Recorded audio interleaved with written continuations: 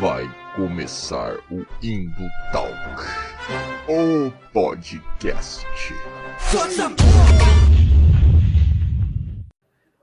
E fala, galera das interwebs, @Valdirzeira aqui novamente e Melina aqui novamente. Tô apontando pro lado certo? Melina.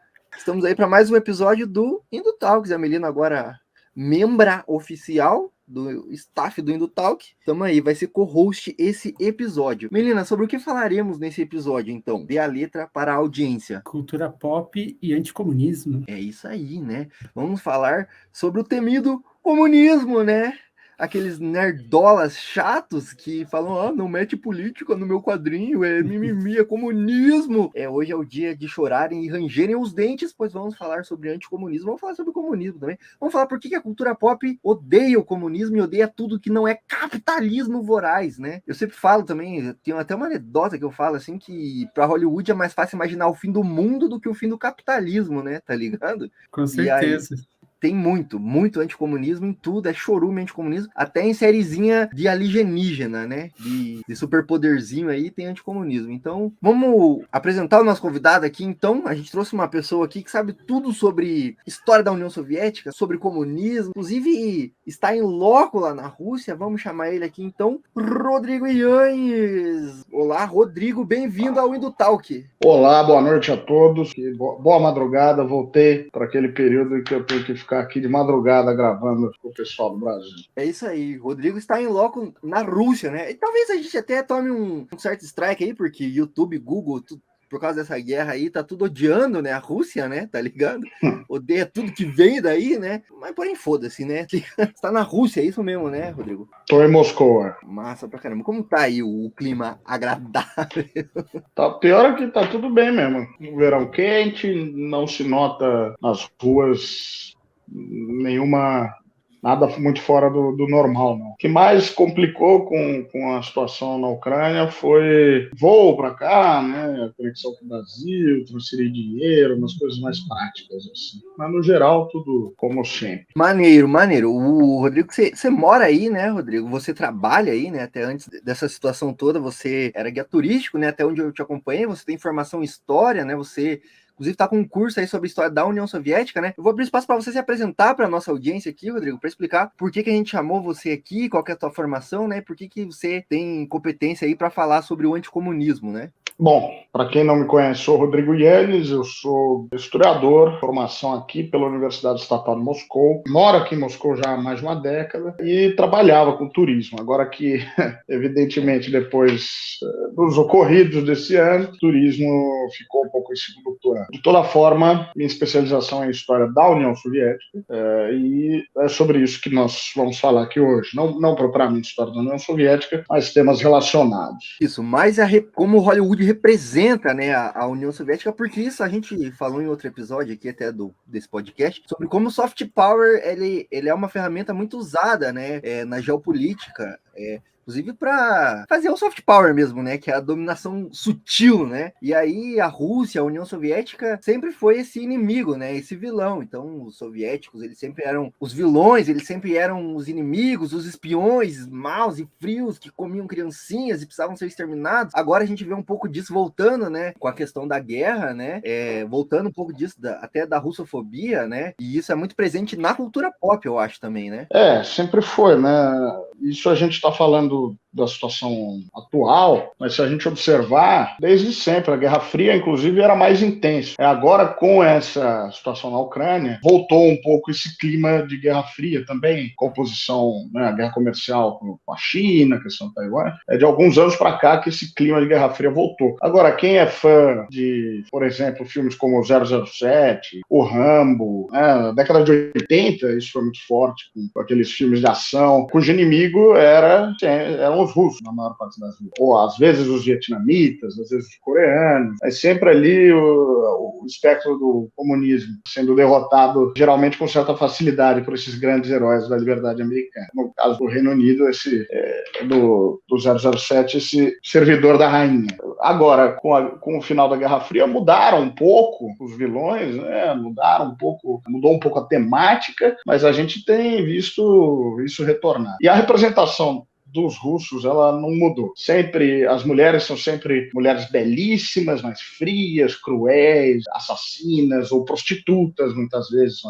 É a representação básica. Os homens são mafiosos, são grandes vilões, alcoólatras, sempre o russo sendo associado ao alcoolismo. A série da HBO, do Chernobyl, é um belo exemplo disso. Os russos lá bebem o tempo inteiro. A gente está falando de 1986, naquela época o Gorbachev tinha começado uma campanha anti-alcoolismo, que aliás foi um fracasso, mas de toda maneira. As pessoas não conseguiam encontrar bebida.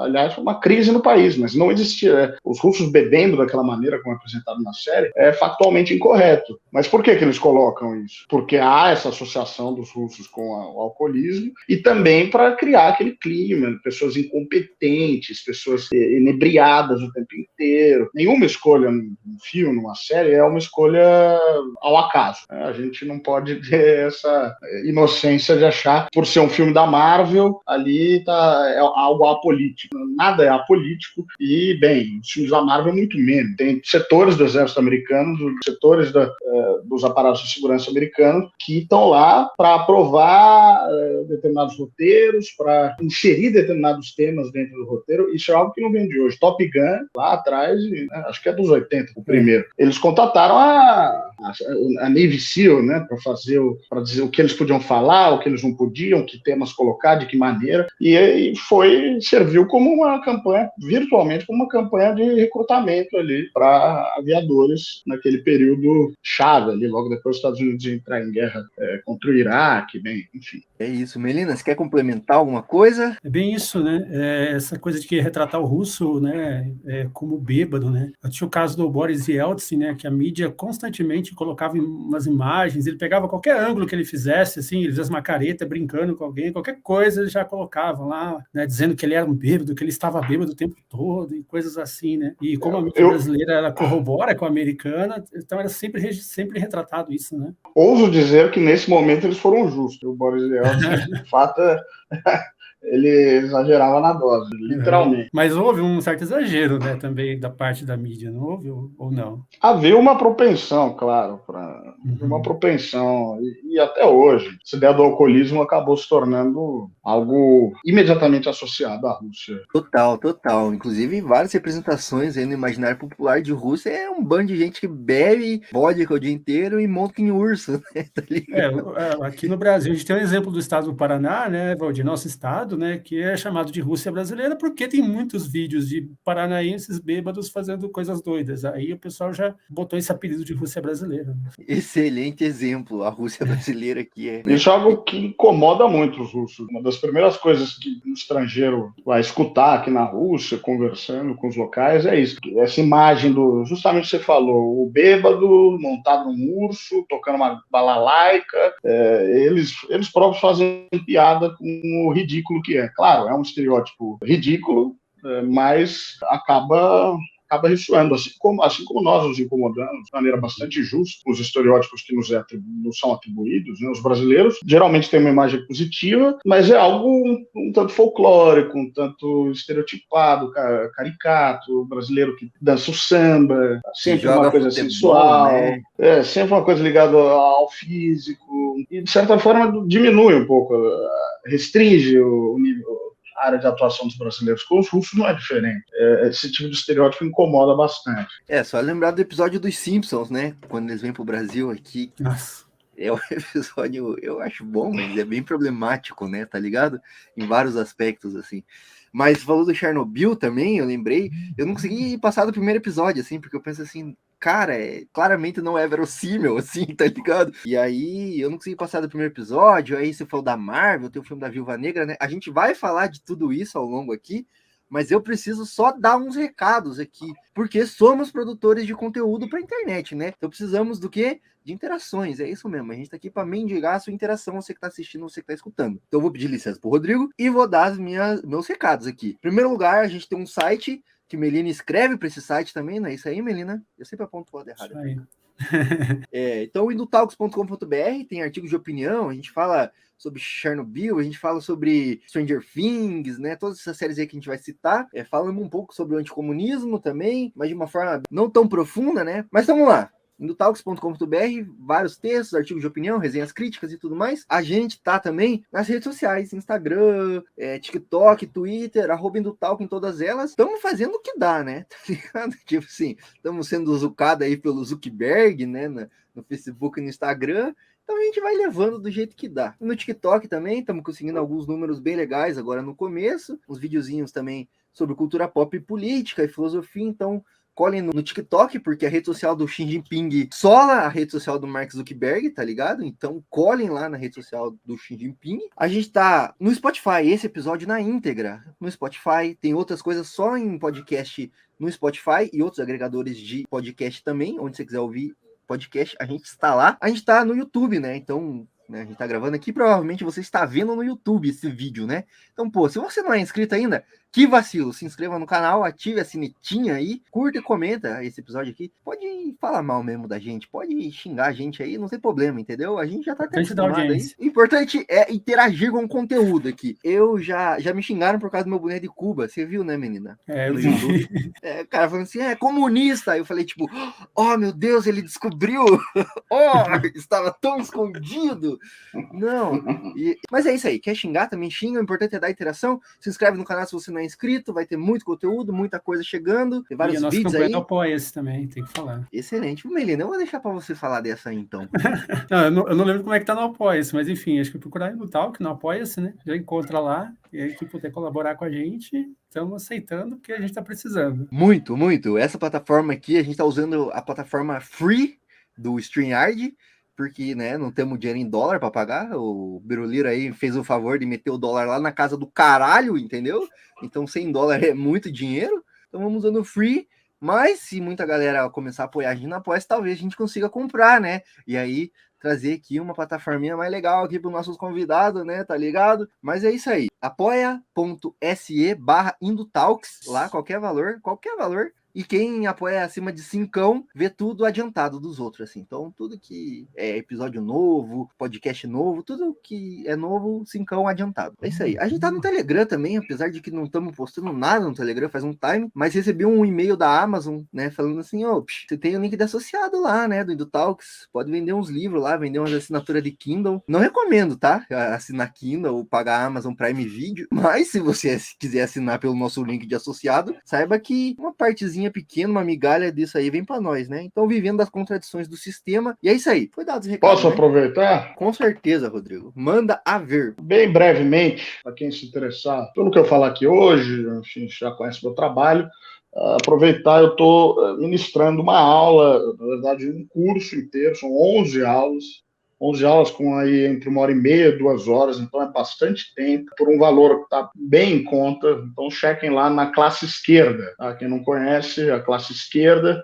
tem aula de muita gente boa por lá, e agora eu estou fazendo esse curso de introdução à história da União Soviética. Então, para quem tiver interesse, podem procurar lá. É isso aí, coloquei aqui na tela, aqui, ó, classeesquerda.com, colhem lá. Eu mesmo já conversei com o Rodrigo aqui antes de começar a gravar. Tô só esperando meu cartão virar aí, né? Pra também dar uma equilibrada nas contas, né? E vou com certeza fazer, porque eu já falei aí, não é só porque ele tá aqui, né? Mas eu sigo ele aí na onde ele vai, História FM, ouço todos os História FM dele aí. Tem um do Stalin muito bom, tem um sobre a União Soviética muito bom. E aí, então eu falei, pô, esse cara manja, vou fazer um curso dele pra bater de frente com o liberal, né, que só fala bosta. Enfim, tá dados os recados, se inscrevam no curso aí do Rodrigo, sigam ele também nas redes sociais, que ele posta muita coisa. Eu vi no seu Twitter que você comentou sobre essa lei anti-alcoolismo aí, achei engraçado, achei divertido, mas vamos então pro papo, né, que é pra isso que estamos aqui, né, é pra isso que chamamos o Rodrigo aqui, é por isso que a nossa audiência está aqui hoje. Eu vou dar uma introdução aqui e aí a gente parte para o debate, então. Porque o que eu sinto? Eu sinto que muito se fala sobre essa tal ameaça comunista, né? Esse, como diria o Marx, esse espectro comunista que ronda não só a Europa, mas o mundo todo, né? Principalmente esse discurso vem da boca de gente reacionária, né? Esses falsos patriotas aí, essa galera muito biruleibe das ideias, e que fala assim que, tipo, vai acabar com a família, vai acabar com a igreja, a religião, vai acabar com tudo, e a gente tem que se proteger, senão esse comunismo aí vai tomar o seu Fiat Mobi parcelado em 48 anos, e você vai ter que andar a pé. Mas eu sinto que pouca gente que usa esses termos domina de fato esses termos, o que eles estão falando, né? Quando se diz comunismo, socialismo, e aí, na ânsia de combater isso, espalha uma ideologia e um discurso que é recheado de espantalhos argumentativos, né? Que é isso, que tipo, você não fala sobre o que você está combatendo, você cria um espantalho e você chama esse espantalho da ideologia a qual você está combatendo, né? E aí você refuta esse espantalho e fala que você tá certo, enfim. E é por isso que a gente tá aqui hoje para tentar desmistificar um pouco sobre esse conceito do comunismo, do anticomunismo, por que a cultura pop é tão recheada de anticomunismo e de espantalhos, principalmente. O Rodrigo citou aí Chernobyl, parece que físicos nucleares eram burros, assim, na União Soviética, tá ligado? Porque, tipo assim, ou era o burocrata, burro, que só queria garantir seu lugar, ou era físico que era burro mesmo, assim, não sabia o que estava fazendo. E a gente tá falando de físico nuclear, né? Então, como que esses espantalhos são criados para passar essa ideologia, né? E aí, para começar, eu sinto que a gente precisa dar umas referências históricas e um embasamento teórico. E aí eu vou passar a palavra para o Rodrigo, para ele justamente ajudar a gente nesse embasamento teórico, né? Porque para a gente entender o que é o anticomunismo, né, dentro da cultura pop, o anti é a negação de algo, né? Então a gente precisa entender o que é esse algo que está sendo negado, né? Então a minha primeira pergunta que eu faço, assim, que eu acho que é legal a gente desmistificar para a audiência, é o que caralhos é comunismo? A pergunta é de $1 milhão, né? E é foda. Há muita confusão quando as pessoas falam, especialmente aqueles extremamente anticomunistas. Muitas vezes eles estão falando de algo muito bem, como você falou, de um espantalho, algo que não existe na realidade. Não estão falando exatamente daquilo a qual o conceito se refere. É muito evidente quando as manifestações aí de direita no Brasil falam de comunismo para se referenciar a absolutamente tudo que eles não gostam. O STF é comunista, o Lula é comunista, o PT é comunista, todo mundo é comunista, mas o que a pessoa não sabe nem explicar, não saberia nem explicar ao que ela se refere. Acho que o primeiro elemento que é importante dizer é que existe o comunismo como um estado, uma etapa que a humanidade nunca atingiu, nenhum país atingiu. Então, quando se fala em países comunistas, está se referindo aos países socialistas, se a gente for bastante rigoroso com o termo. Nenhum país, nem Cuba, nem a China, nem a União Soviética, atingiram essa etapa de comunismo, que seria um momento no qual já não haveria Estado, o Estado seria desfeito, um momento que é algo que estaria muito para frente, precisa de muito trabalho, muito desenvolvimento das forças produtivas para chegar nessa etapa. Então, as experiências que nós tivemos, algumas ainda sobrevivem, são experiências socialistas. E existe o comunismo como um movimento, como uma ideologia, como essa busca por as pessoas que militam e que buscam atravessar a etapa capitalista, quer dizer, por meio da luta de classes, fazer com que um partido revolucionário, um partido de vanguarda, chegue ao poder e comece uma série de mudanças, rompa as estruturas anteriores e funde uma sociedade socialista e, através dessa sociedade, desenvolva as forças produtivas a um ponto em que, no futuro, será possível construir, criar, fazer a travessia para o comunismo. E essas pessoas, esse é o Partido Comunista, né? Esses são os comunistas, aqueles que acreditam que é possível, através desse partido revolucionário, chegar ao poder e começar a construção do que virá a ser o comunismo lá no futuro. Legal, você já adiantou até uma pergunta, porque acho que é a própria definição, né? Eu ia perguntar justamente essa diferença entre comunismo e socialismo, né? Porque é uma diferença importante também, né? Não só do campo de vista teórico, mas prático também, né? Porque até não sei nem se faz sentido falar país comunista, né? Sendo que o comunismo é essa etapa final, assim, de transição, né? De, tipo, não existe mais o Estado, não existe mais classe social, né? E tal. Mas, é importante diferenciar, porque existem, inclusive, diversos modelos do socialismo. O que a gente está se referenciando como comunismo é o socialismo revolucionário.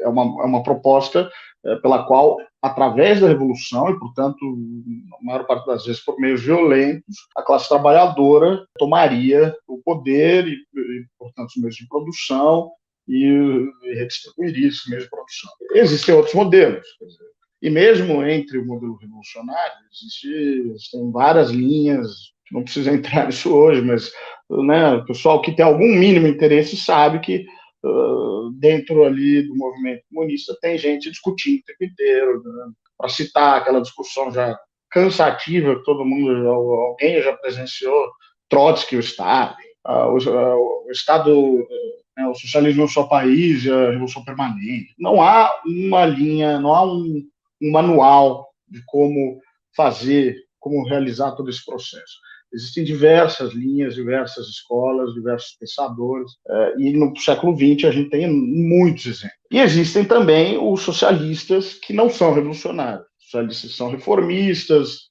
assim chamada social-democracia. Hoje em dia se fala muito de uma categoria de social liberal, social liberalismo. Enfim, existem essas propostas de dentro do sistema democrático que nós conhecemos, que é o sistema democrático burguês, o sistema democrático que funciona na maior parte do mundo hoje em dia, essa democracia representativa, né, multipartidarismo, mas que tem muitas limitações, né, no papel dos socialistas, como dizer, justamente apontar as várias limitações desse modelo. Eles acreditam que é possível, dentro desse sistema, jogando o jogo eleitoral, o jogo partidário, aos poucos reformar a sociedade, melhorá-la, até um momento em que será possível atingir um socialismo sem ter se lançado a atividade revolucionária, uma ruptura, né? É um processo aí mais longo de reformas, com os quais a gente discorda, mas, enfim, é importante salientar essas diferenças entre o socialismo revolucionário e o socialismo democrático burguês, digamos assim. É isso aí, Melina. A hora que você quiser complementar também, é só abrir um mic aí e mandar ver, meu. Tranquilo. Eu gosto do que você fala, assim, não, eu não vou entrar aqui tão profundo, tá? Tipo, de definição de Trotsky, Stalin, de leninismo, de maoísmo, porque aí, puta, daí fudeu, né? Vamos embora, eu vou falar pra caralho aqui, né? Mas eu gosto dessa ideia de não ter receita de bolo, né? Porque o comunismo, né? O marxismo, no caso, ele não é uma doutrina, né? Tá ligado? Tipo, não, você tem que fazer isso, isso e isso, e aí acabou o Estado, tipo, uhul, vamos todo mundo ver feliz. Não. Cada lugar é um lugar, cada país é um país, cada contexto é um contexto, né? E cada povo vai ter que tomar as rédeas, né, da própria realidade aí, cada classe trabalhadora de cada lugar e tal. Então não tem uma massa de uma receita de bolo, né, para fazer o comunismo. Por isso que também é foda quando, tipo, a gente vai falar da experiência brasileira aqui, e aí a galera fica falando, porque Cuba, porque China, porque Venezuela, porque, tipo, Rússia, União Soviética, tipo, beleza, são exemplos legítimos pra gente aprender e tal, mas, tipo, porra, nós estamos falando da realidade do Brasil, tá ligado? Tipo assim, isso agora em contexto de eleição é muito grande, né? Porque eu vejo aí Sofia Manzano, né, o Péricles aí, que são da esquerda mais radical, né, mais revolucionária, e toda vez que são entrevistados, os caras perguntam disso aí, né? Até o próprio Lula, que né, tipo, não é nem social-democrata, né, tá ligado? Tipo assim, é perguntado de Cuba, Venezuela o tempo inteiro, e, tipo, meu, porra, vai se fuder, entendeu? Qual que é o contexto pro Brasil? E aí, o que eu queria te perguntar é sobre se essa abolição das classes, né? Se essa revolução seria o comunismo, né? Tudo isso que você comentou, o que seria então o anticomunismo? É só negação? É só dizer assim, tipo, não gosto do comunismo, acho que ele é bobo, feio e chato. Isso seria o anticomunismo, assim? Ou tem algo mais? Não, o anticomunismo ele é toda uma ideologia, ele é todo um movimento próprio, ele se utiliza aí de várias frentes. A gente hoje vai falar de uma delas apenas, que é a frente da indústria cultural, né, da produção de obras de ficção dedicadas de alguma forma a levantar essa ideologia do anticomunismo, mas ele não é nenhuma questão de opinião, é uma questão de ideologia mesmo. E muitas vezes é uma ideologia que se utiliza desses fantasmas argumentativos, desse espantalho que a gente falou. Ele está tratando de inimigos muitas vezes imaginários. Se a gente for falar, são várias ondas, né, que nós tivemos diante do comunismo. Ele é algo perene, quer dizer, e aí a gente pode voltar até a Revolução Francesa, né? Não precisa nem ser a Revolução Russa. A Contra-Revolução, logo após a Revolução Francesa, foi um movimento de contenção daquela explosão revolucionária. E também se utilizou naquele momento de um aparato de propaganda, de ideologia, para tentar se colocar a sua narrativa sobre os eventos ocorridos. No caso da Revolução Francesa, foi uma revolução burguesa e houve, nos países ainda absolutistas da Europa, todo um movimento de contra-revolução para, de alguma forma, se difamar os revolucionários, causar medo nas pessoas, da possibilidade de revolução, é algo que a gente vê ocorrendo, né? A gente vê ocorrer no âmbito da luta de classes já desde a era das grandes revoluções. Com a Revolução Russa, a gente entra propriamente num período de anticomunismo mesmo, esse perigo, essa ideia de que há um perigo vermelho de grande expansão do movimento do proletariado. A própria ideia do Lenin era de que a revolução seria internacional. Para marxistas mais ortodoxos, mais dogmáticos do período, a revolução até não deveria ter ocorrido num país como a Rússia, que é um país atrasado. A revolução tem as condições mais próprias dela ser lançada em países do centro do sistema, países já com uma economia capitalista muito desenvolvida. Não foi o que ocorreu. Ocorreu um país da periferia do sistema, né? A Rússia, por mais que fosse uma potência pelo seu tamanho, pela sua população, era um país bem pouco desenvolvido do ponto de vista capitalista. E aí começa essa primeira onda, né? Na década de 20, esse primeiro momento, e é quando surge, por exemplo, a ideia de que os comunistas comem criancinhas. Talvez a fake news, para usar o termo na moda agora, a fake news mais espalhada sobre o comunismo é essa. E que algumas pessoas, por mais absurdo que a gente hoje possa, né, hoje a gente reconhece que é uma afirmação descabida, tenho certeza, tem gente no Brasil na década de 70 que acreditava piamente que se comia criancinha, e que isso era um fato. Tamanha foi a propaganda a qual as pessoas foram submetidas. Depois, na década de 50, vem uma outra onda, eu acho que aí a indústria cultural entra com força, né, no anticomunismo, é o período do macartismo, é o período que talvez alguém tenha assistido aquele filme Trumbo, né, que era sobre um produtor, um roteirista americano lá de Hollywood, que é perseguido por ser simpatizante do Partido Comunista. Vários atores de Hollywood foram perseguidos, gente como Charlie Chaplin, vários produtores, roteiristas. Houve uma verdadeira limpa na indústria cultural americana, de qualquer um que pudesse ter ligação com o Partido Comunista no país. Então, a gente, só para já entrar nessa discussão da indústria cultural, é algo que não é de hoje, é algo bastante anterior a isso. Na década de 20, 30, já havia, evidentemente, mas ganha volume, ganha uma força muito grande nessa onda da década de 50. E na década de 80 nós temos uma nova onda de anticomunismo, muito forte, que termina com a dissolução da União Soviética, mas que também, a gente já mencionou o caso do Rambo, mas a gente tem vários filmes da época ali que trabalham aí com o anticomunismo. Isso ficando apenas em Hollywood, né? Se a gente for entrar em literatura, aí tem toda a discussão do George Orwell. Se a gente for entrar em quadrinhos, o Tintin, né? Não sei se a nova geração conhece o Tintin. Já estou me sentindo, aos 33 anos, já sou me sinto velho. O Tintin, que é um personagem belga de quadrinhos, o primeiro livro era passado na União Soviética, apesar do autor nunca ter visitado a União Soviética, e a propaganda lá é tão crua nesse primeiro livro, é o Tintin do País dos Soviéticos. A propaganda é tão crua que é um quadrinho que gera pouco interesse hoje, porque mesmo as pessoas mais mal informadas percebem que aquilo ali é propaganda rasteira.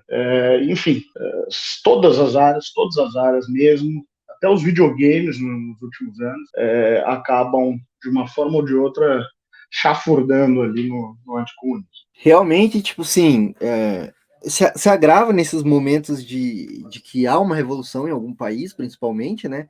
Você falou aí da questão do cinema, não só nessa época da perseguição aos comunistas, não só quem de fato era comunista foi perseguido, mas, tipo assim, se você fosse homossexual já era o suficiente para você ser perseguido, entendeu? É comunismo. Comunismo é depravação sexual, então se você é homossexual, você é comunista e vai pra forca também, né? A Melina teve que sair aqui, ela tava com problemas de conexão, mas vamos seguindo aqui, pessoal.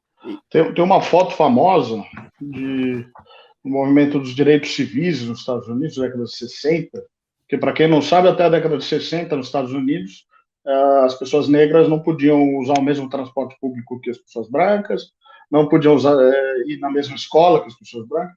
Quer dizer, a gente fala em democracia, até a década de 60, os Estados Unidos não era uma democracia nem nos seus próprios termos, nem nos próprios termos da democracia burguesa, porque se parte da população é submetida a uma segregação com base na raça, não tem como dizer que isso era uma democracia, né? Pois bem, tem uma placa famosa que é um casal branco dizendo casamento interracial é comunismo.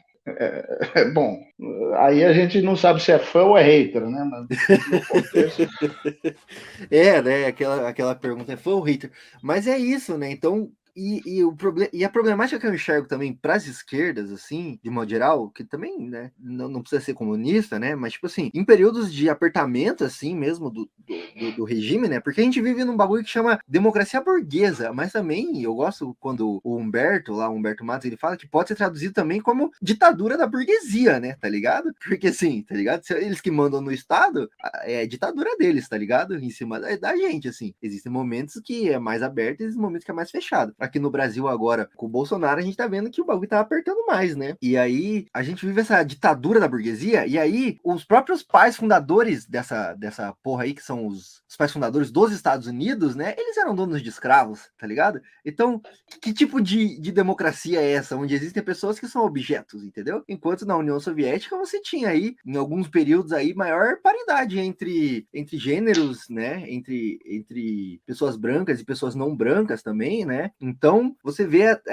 que, na verdade, tipo, é uma ditadura da burguesia que tem medo de perder o seu poder, por isso cria esses fantasmas, né? O próprio Marx vai dizer, assim, que são acusados que eles acusam os comunistas, né, de tentar romper certas coisas, e sim, tá ligado? Sim, os comunistas querem romper certas coisas porque tem coisas que são insustentáveis, entendeu? Tem relações que não devem ser perpetuadas, tá ligado? Por exemplo, escravidão é uma delas, você falou aí da segregação racial, né? Os Panteras Negras se aproximaram muito dos chineses, né? O próprio Muhammad Ali falou, tipo, mano, por que caralhos eu vou lá pra porra do Vietnã, do outro lado do mundo, atirar em pessoas que eu não conheço, sendo que aqui, no meu país, na minha quebrada, na minha cidade, tem branco me matando, entendeu? Tipo, tem branco, tem violência policial. Então, tipo assim, a gente vê como essas relações, elas são subvertidas, né? E aí a minha pergunta é, a gente que já é mais inteirado, né, desses assuntos, sabe da onde vem esse medo do comunismo. Mas para pessoa que, tipo assim, pro trabalhador, pra trabalhadora, assim, né, cai nesse conto, assim, de que, o comunismo vai tomar tua casa, tá ligado? O comunismo vai tomar seu carro, o comunismo vai roubar sua família. Da onde vem esse medo, assim, do comunismo? Você explicou dessas ondas de anticomunismo, né? Mas como elas se disseminam, assim, na sociedade? Justamente esse medo do comunismo, ele precisou ser criado, né? E ele foi amplificado com o tempo. Se hoje no Brasil, aí eu estou falando, a gente pode falar até da década de 70, enfim, mas se no Brasil a média da classe trabalhadora acaba tendo uma imagem ruim de comunismo, tem mesmo. E aí tem muita gente que fala, vocês comunistas de academia, vocês não conversam com o povo quer saber de trabalho, de pão, ou quer saber de ir na sua igreja no domingo, assistir a missa, ou assistir, enfim, a missa evangélica, católica. Hoje em dia, católica quase ninguém, né? E vocês se afastaram.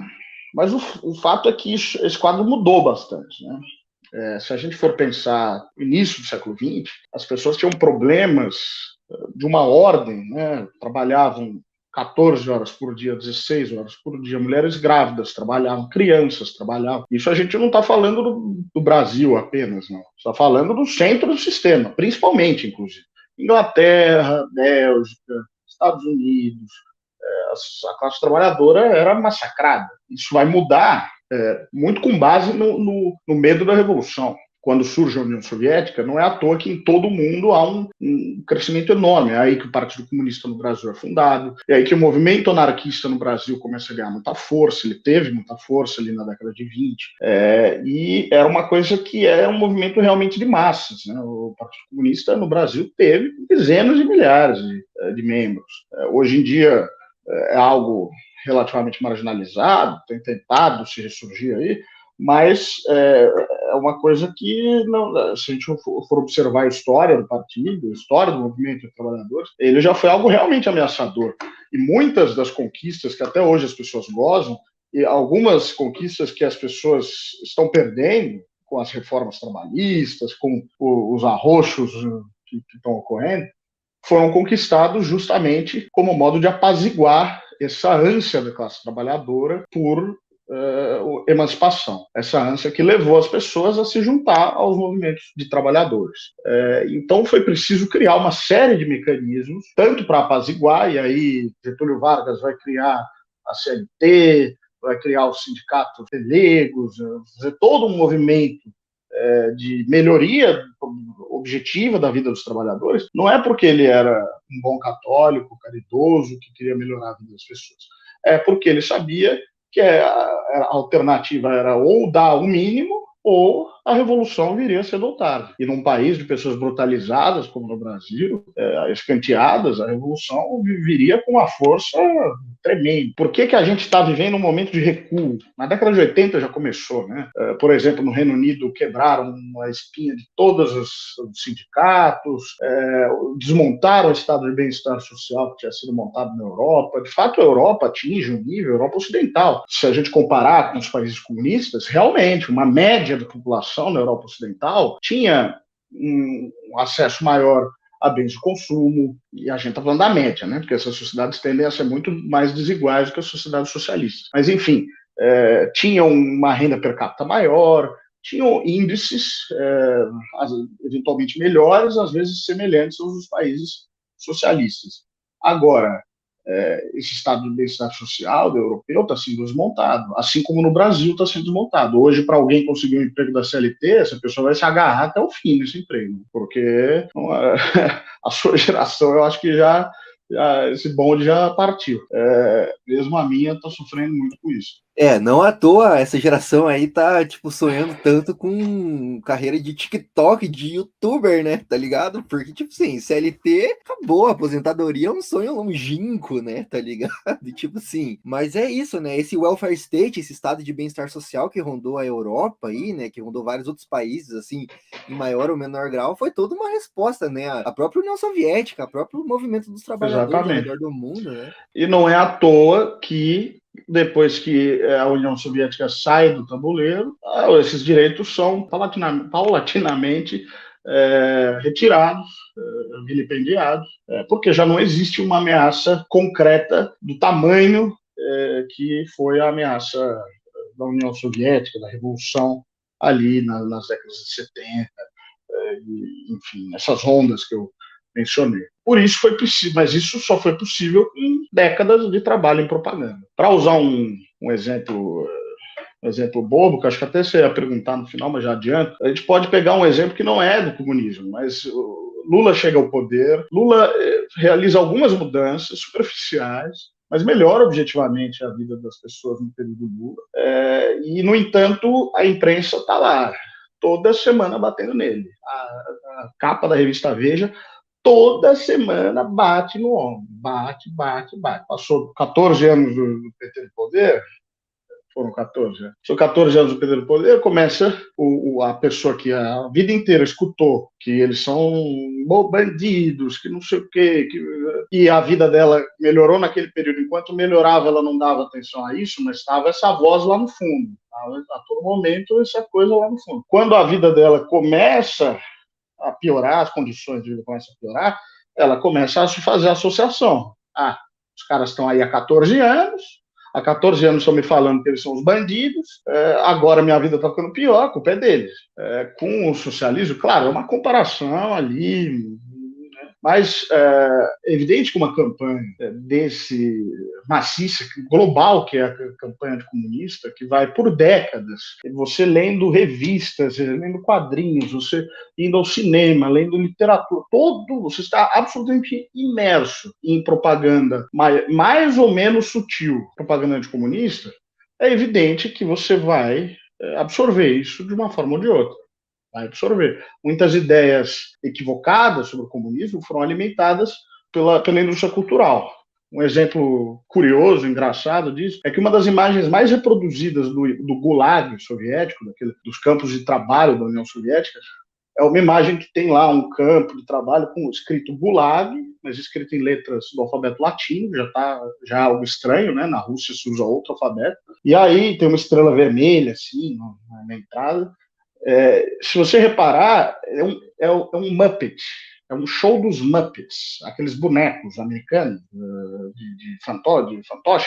Aquela imagem é de um show dos Muppets. Aquela imagem já foi usada em documentários. Agora, se você der o zoom, tá lá, aquele sapinho verde dos Muppets, tá saindo na imagem. O que um Muppet está fazendo num gulag? Se isso não é uma propaganda anticomunista, qual é a lógica de um Muppet? É um show para crianças, por mais, né, os Muppets são irônicos e tal, tem uma pegada até de fazer piada de duplo sentido. Agora, se até os Muppets acabam num gulag, né, tem propaganda sutil, tem propaganda escancarada, mas é propaganda, não tenho dúvida. Não tenho dúvida. Total, né? Inclusive, muita galera gosta de falar de livre mercado, de liberalismo econômico, assim, né? E cita Hollywood, né? Cita essa indústria cultural, assim, sendo que foi financiada, né? Tipo, de várias maneiras pelo Estado americano para fazer justamente isso, né? Propaganda, né? Tá ligado? Anticomunista, assim. E eu fiquei chocado agora mesmo, velho, vendo a imagem aqui, que é um pôr do Muppet, velho. Tá ligado? É uma imagem famosa, talvez você já tivesse visto antes. Já, mas quando se fala em gulag. Agora, caralho, é isso aí mesmo. E é desonestidade intelectual pura, né? Tipo, meter isso aí e falar, é um gulag, enfim. E a gente vai falar mais pra frente, mas eu não vou dar certeza também, mas eu vi algumas reportagens falando que o gulag usado na Stranger Things era um campo de concentração nazista, assim, tá ligado? E aí, tipo assim, vamos falar sobre o maior horror que a humanidade já produziu. A União Soviética, tipo, não, mano, pô, você está filmando dentro de um campo de concentração, tá ligado? Pra dizer que os gulags foram a pior coisa que já existiu. Não, mano, tá ligado? Porra, desonestidade intelectual pura, né? Eu não assisti essa temporada de Stranger Things, mas eu li bastante coisa sobre isso. E algumas pessoas defendem, mas eles estão na década de 80. Eu falo, justamente, eles estão na década de 80. Não havia gulags na União Soviética na década de 80. Não existia. Né? Simplesmente, os gulags foram todos desmontados na década de 50. Não existia gulags na União Soviética na década de 80. É uma escolha, eles fizeram essa escolha. Filmaram, inclusive, num campo de concentração nazista, um campo de concentração, aliás, onde devem ter morrido muitos soldados do Exército Vermelho, porque boa parte dos internos dos campos de concentração eram soldados do Exército Vermelho. Claro, varia de campo para campo, mas tem campos em que a maioria dos presos eram soldados do Exército Vermelho. E aí, um programa aparentemente despretensioso, algo voltado para um público mais jovem. Se a pessoa sai de lá achando que havia gulag na União Soviética em 1980 e lá vai pedrada, ela não dá nem para culpá-la, né? Agora saibam, não existia. Isso também é uma forma de propaganda. Se a União Soviética, se a Rússia fizesse um seriado passado nos Estados Unidos na década de 80 e dissesse que tem segregação racial nos Estados Unidos, os americanos iam achar isso normal? Não tinham que achar normal. Acabou a segregação na década de 60. Há problemas de racismo até hoje, tudo bem, mas a segregação racial formal não existia. Ia ser considerado propaganda anti-americana, uma mentira, uma deseducação, desserviço, justamente considerado. Agora, quando é os russos, não, normal. Acontece, é apenas um programa despretensioso. É ficção, né? É ficção. Bom, mas já que já entramos, então, vamos fazer um outro bloco aqui, falando justamente sobre essa questão da indústria cultural, né? A cultura pop, como ficou famosa, né? Essa indústria. Que aqui a gente gosta muito de falar sobre Hollywood, né? Porque, querendo ou não, a gente vai ter influência, né, de Hollywood, assim, não tem como falar de cultura sem falar da indústria, da maior indústria cultural hoje, que é Hollywood, né? Mas eu sempre falo que mais do que uma indústria de cultura, de entretenimento, é uma fábrica de ideologia também, né? Em primeiro lugar, é um negócio, a gente tem que entender que é um business, né? Tipo, é um negócio que visa o lucro, mas também é uma fábrica de ideologia, né? Como você comentou no começo aí, nada é feito por acaso, nada é feito de maneira despretensiosa, tudo tem um porquê e tudo tem uma ideologia por trás. Mesmo que os produtores não deixem claro qual é essa ideologia, né? Não deixem óbvio, assim, ou tentem disfarçar ela, dizer tipo, não tem ideologia, tá ligado aqui? Você comentou dos Muppets, que é infantil. Eu conversei com o Orcs aí da Soberana TV, né? A gente tava trocando uma ideia sobre soft power também, e eu comentei sobre um episódio de Liga da Justiça, que era um desenho que eu assistia quando eu era criança, assim, tipo, bobinho e tal. Primeiro episódio, cara, da Liga da Justiça Sem Limites, já é os caras indo na Coreia, tá ligado? Não fala em nenhum momento o país, mas claramente é a Coreia do Norte, tá ligado? E falando assim, olha, o problema do militarismo desse país aqui, as pessoas são rudes, são más, e aí tem o problema de um monstro atômico lá, enfim, e aí ele só surgiu porque os líderes eram do mal, assim, e aí saiu do controle, as coisas, tá colocando a vida das pessoas, do cidadão comum em risco, assim. Então, veja, até um desenho infantil, bobinho, tem propaganda anticomunista, tá ligado? Tipo assim, disfarçadaço, assim, não cito em nenhum momento, mas depois que eu fui reassistir mais velho, assim, eu falei, porra, anti-Coreia total essa porra aqui, tá ligado? Sabe qual é? E aí que eu queria te perguntar, você falou bastante sobre como Hollywood, a indústria cultural, ajudou a fomentar isso, assim, mas eu queria fazer uma pergunta dupla. Se Hollywood é só isso, é só fomento ao anticomunismo, né?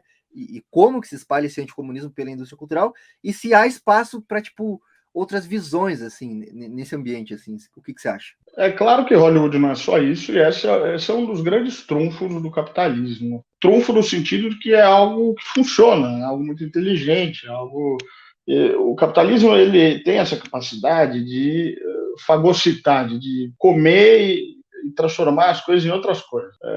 O exemplo claro é a camisa do Che Guevara, né?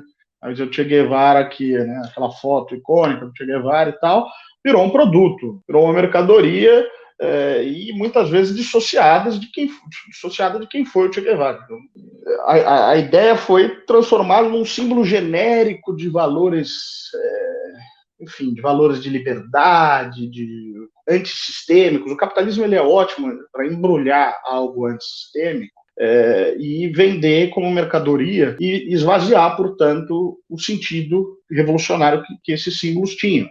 Um grande exemplo disso é essa enorme discussão que está havendo hoje sobre os movimentos identitários, o identitarismo, que muitas vezes ela resvala em alguns setores mais ortodoxos, digamos assim, de esquerda, resvala em uma atitude ainda um tanto discriminatória, mas, de fato, o capitalismo tem essa capacidade de pegar esses movimentos, abraçá-los de certa forma e castrá-los da sua radicalidade. E aí é o que a gente chama de black money, é o que a gente chama de pink money, é justamente isso. Você pega movimentos que eram radicais, né, há setores radicais até hoje, você começa a incluí-los, né, e, portanto, ceder a algumas de suas demandas, e, ao mesmo tempo, castra eles de sua radicalidade, eles se tornam parte do sistema, e a gente observa membros até proeminentes desses movimentos com posturas abertamente anticomunistas, porque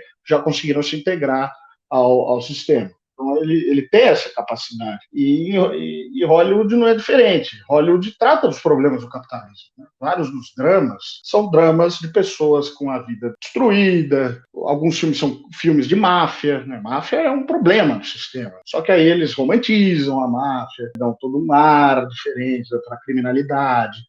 Aqueles filmes que mostram a pobreza em Nova York, ali na década de 70, prostituição.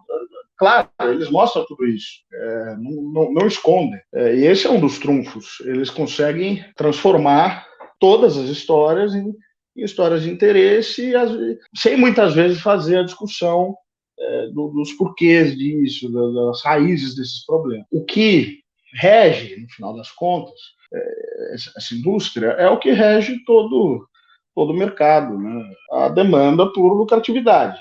A censura vai ocorrer mais até no que diz respeito ao que é comercializável ou não, do que propriamente nos termos de se estar servindo ao propósito ideológico. O propósito ideológico ele vai acabar sendo servido, vão incluir alguns elementos. Agora, um exemplo clássico é o filme Poderoso Chefão. O primeiro Poderoso Chefão, o Coppola fez com um cara do estúdio na cola dele, o tempo inteiro, um produtor, controlando o que ele podia, o que ele não podia, criticando, e ele achava que o filme não ia sair. De jeito nenhum ele achava que o filme ia sair.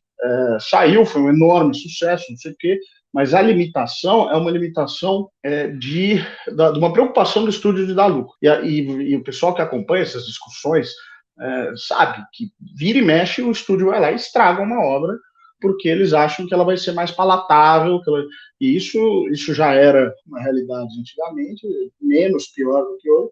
Hoje é uma realidade tremenda. Essas discussões estão aí em tudo.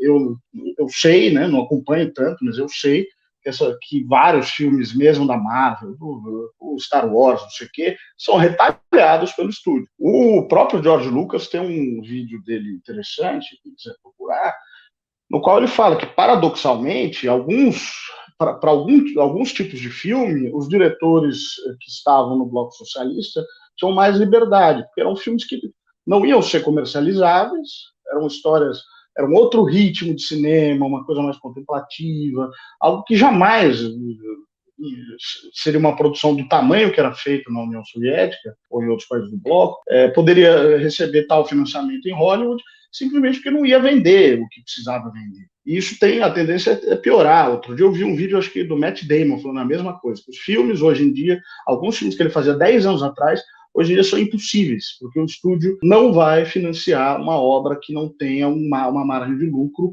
tremenda. Isso é uma certa forma de censura.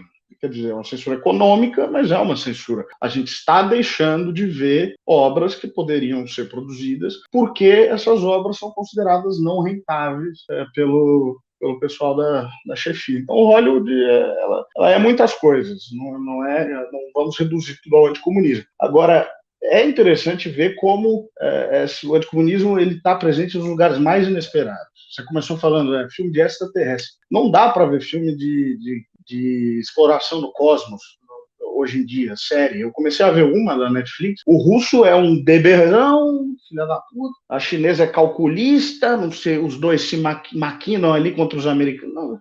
Não, putz, enfim. E aí reclamo da China. A China está se protegendo com os meios que ela tem. Eu acho muito bom, inclusive, que a China esteja conseguindo colocar uma imagem positiva dela, usando justamente da economia, usando justamente desse medo de Hollywood dos filmes não serem lucrativos. Porque se não fosse isso, seria um monte de xenofobia beirando o racismo, se não o racismo explícito, como foi a representação da China até a China se tornar essa potência econômica. Você falou, eu também acho bom pra caralho a China não só botando o dedo na cara dos Estados Unidos, assim, de Hollywood, né, mas também eu acho até que demorou um pouco pra ela se ligar, né, que tipo, porra, o mercado dela é bilionário, mano, ela não precisa ficar recebendo tudo não, velho, tá ligado? Tipo assim, eu gostaria, assim, que um dia, né, no sonho de devaneio, o Brasil também tivesse um pouco dessa autoestima, assim, tá ligado?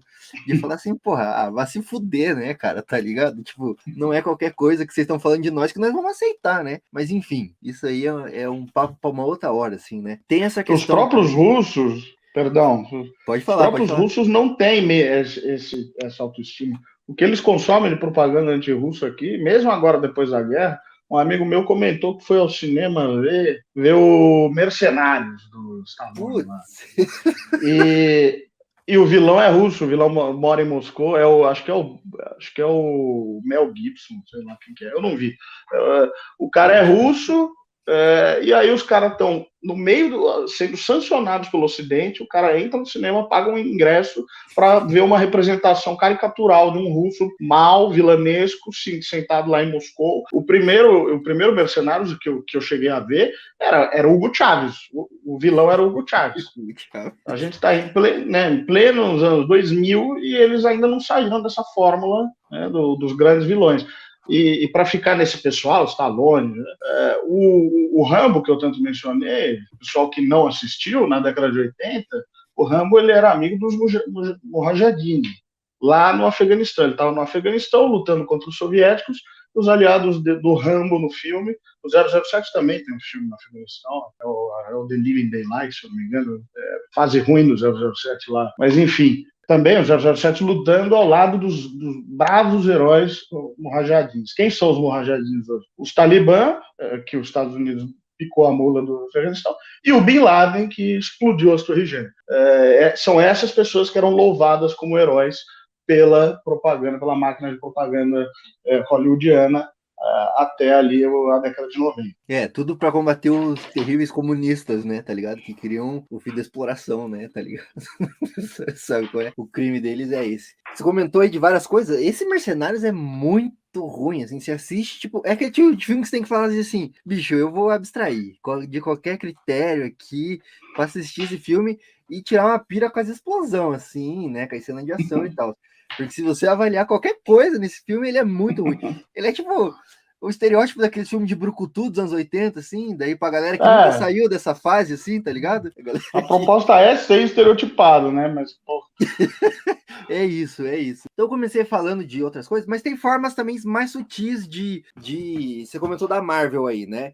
Trazer um exemplo aqui, que aí eu fiz uma ligação aqui, tá? Não sei nem se tá certo, mas eu fui viajando aqui na minha ideia. Qual que é? Loki, a série do Loki, tá ligado? Disney Plus, da Marvel. Qual que é essa série do Loki? Ele tá trabalhando para uma agência que é a AVT, eu não lembro direito qual que é o significado dessa sigla, assim, mas é de viagem temporal. Então tem uma grande agência burocrata que ela controla o tempo, assim, tem que tudo seguir a linha cronológica certa. E aí, qual que é a pira dessa série? Essa grande máquina burocrática que controla a linha do tempo é uma metáfora para retirar as liberdades individuais, né? Ou seja, tirar o livre-arbítrio das pessoas, porque aí está preso no seu destino, né? No que a burocracia colocou para você. E toda a estética é muito trabalhada em cima da iconografia clássica aí da União Soviética, né? Ou pelo menos das representações ocidentais da União Soviética. Então você tem muito isso, assim. Qual que é a pira que eu enxerguei, entendeu? Ligar essa parada burocrática e da perda das liberdades individuais como algo ruim e dizer assim, ó,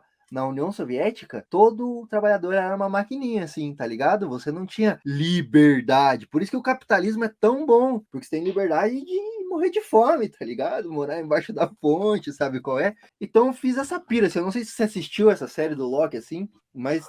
Olha, eu não assisti... Aham. Mas eu tenho certeza que muita gente vai falar, cara, isso é loucura, tá exagerando.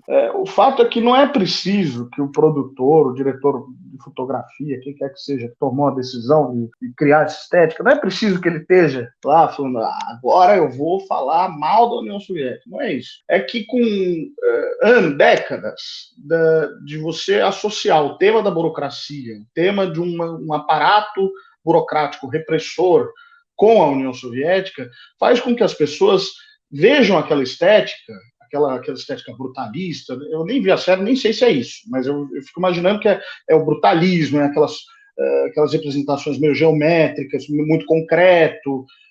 Então, eu nem vi a série e adivinhei. Quer dizer que o cara não viajou tanto. As pessoas mesmo, devem ser uniformizadas, os funcionários, todo mundo uma coisa muito clean, assim, né? Cores meio pastéis. Lembra enfim, muito o traje do...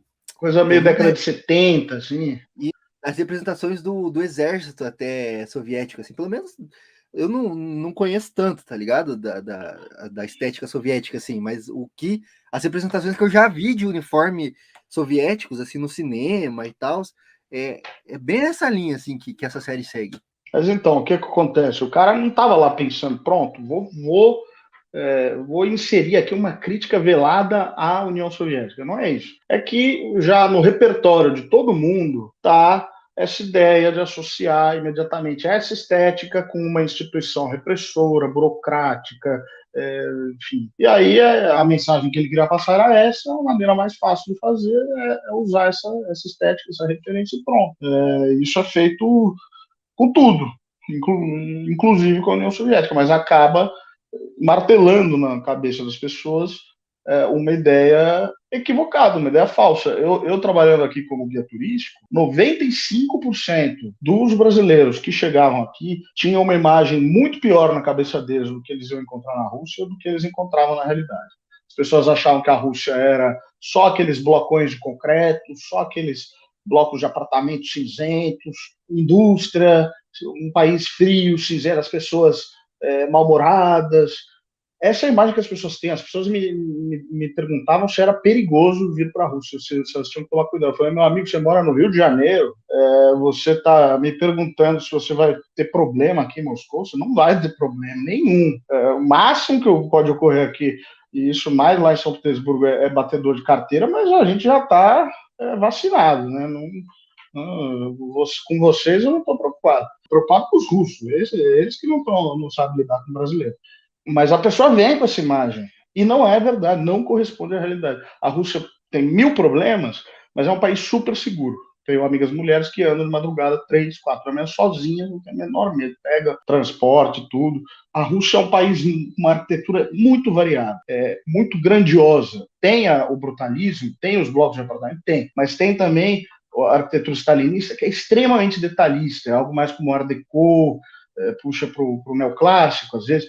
Quer dizer, é muito diferente da imagem estereotipada que nós temos, e que é construída, sim, em grande parte pela mídia cultural, né, pela indústria cultural. E é isso, né? E tipo assim, que nem você colocou a propaganda, né? Eu vou abrir só um parêntese. Eu acho que foi você que compartilhou um fio no Twitter, né? Sobre a arquitetura, né? A história da arquitetura soviética, né? Achei do caralho, assim. Que é coisa que eu realmente não sabia. Eu falei, caralho, é realmente muito foda, assim. Porque na minha cabeça também era, tipo, um monte de bloco de concreto, assim, né? Essas estruturas mais... Não é rudimentar, assim, né? Mas mais dura, assim. Mais brutalismo o nome do estilo. Brutalismo. Isso, pra mim era só isso, assim, na minha cabeça, né?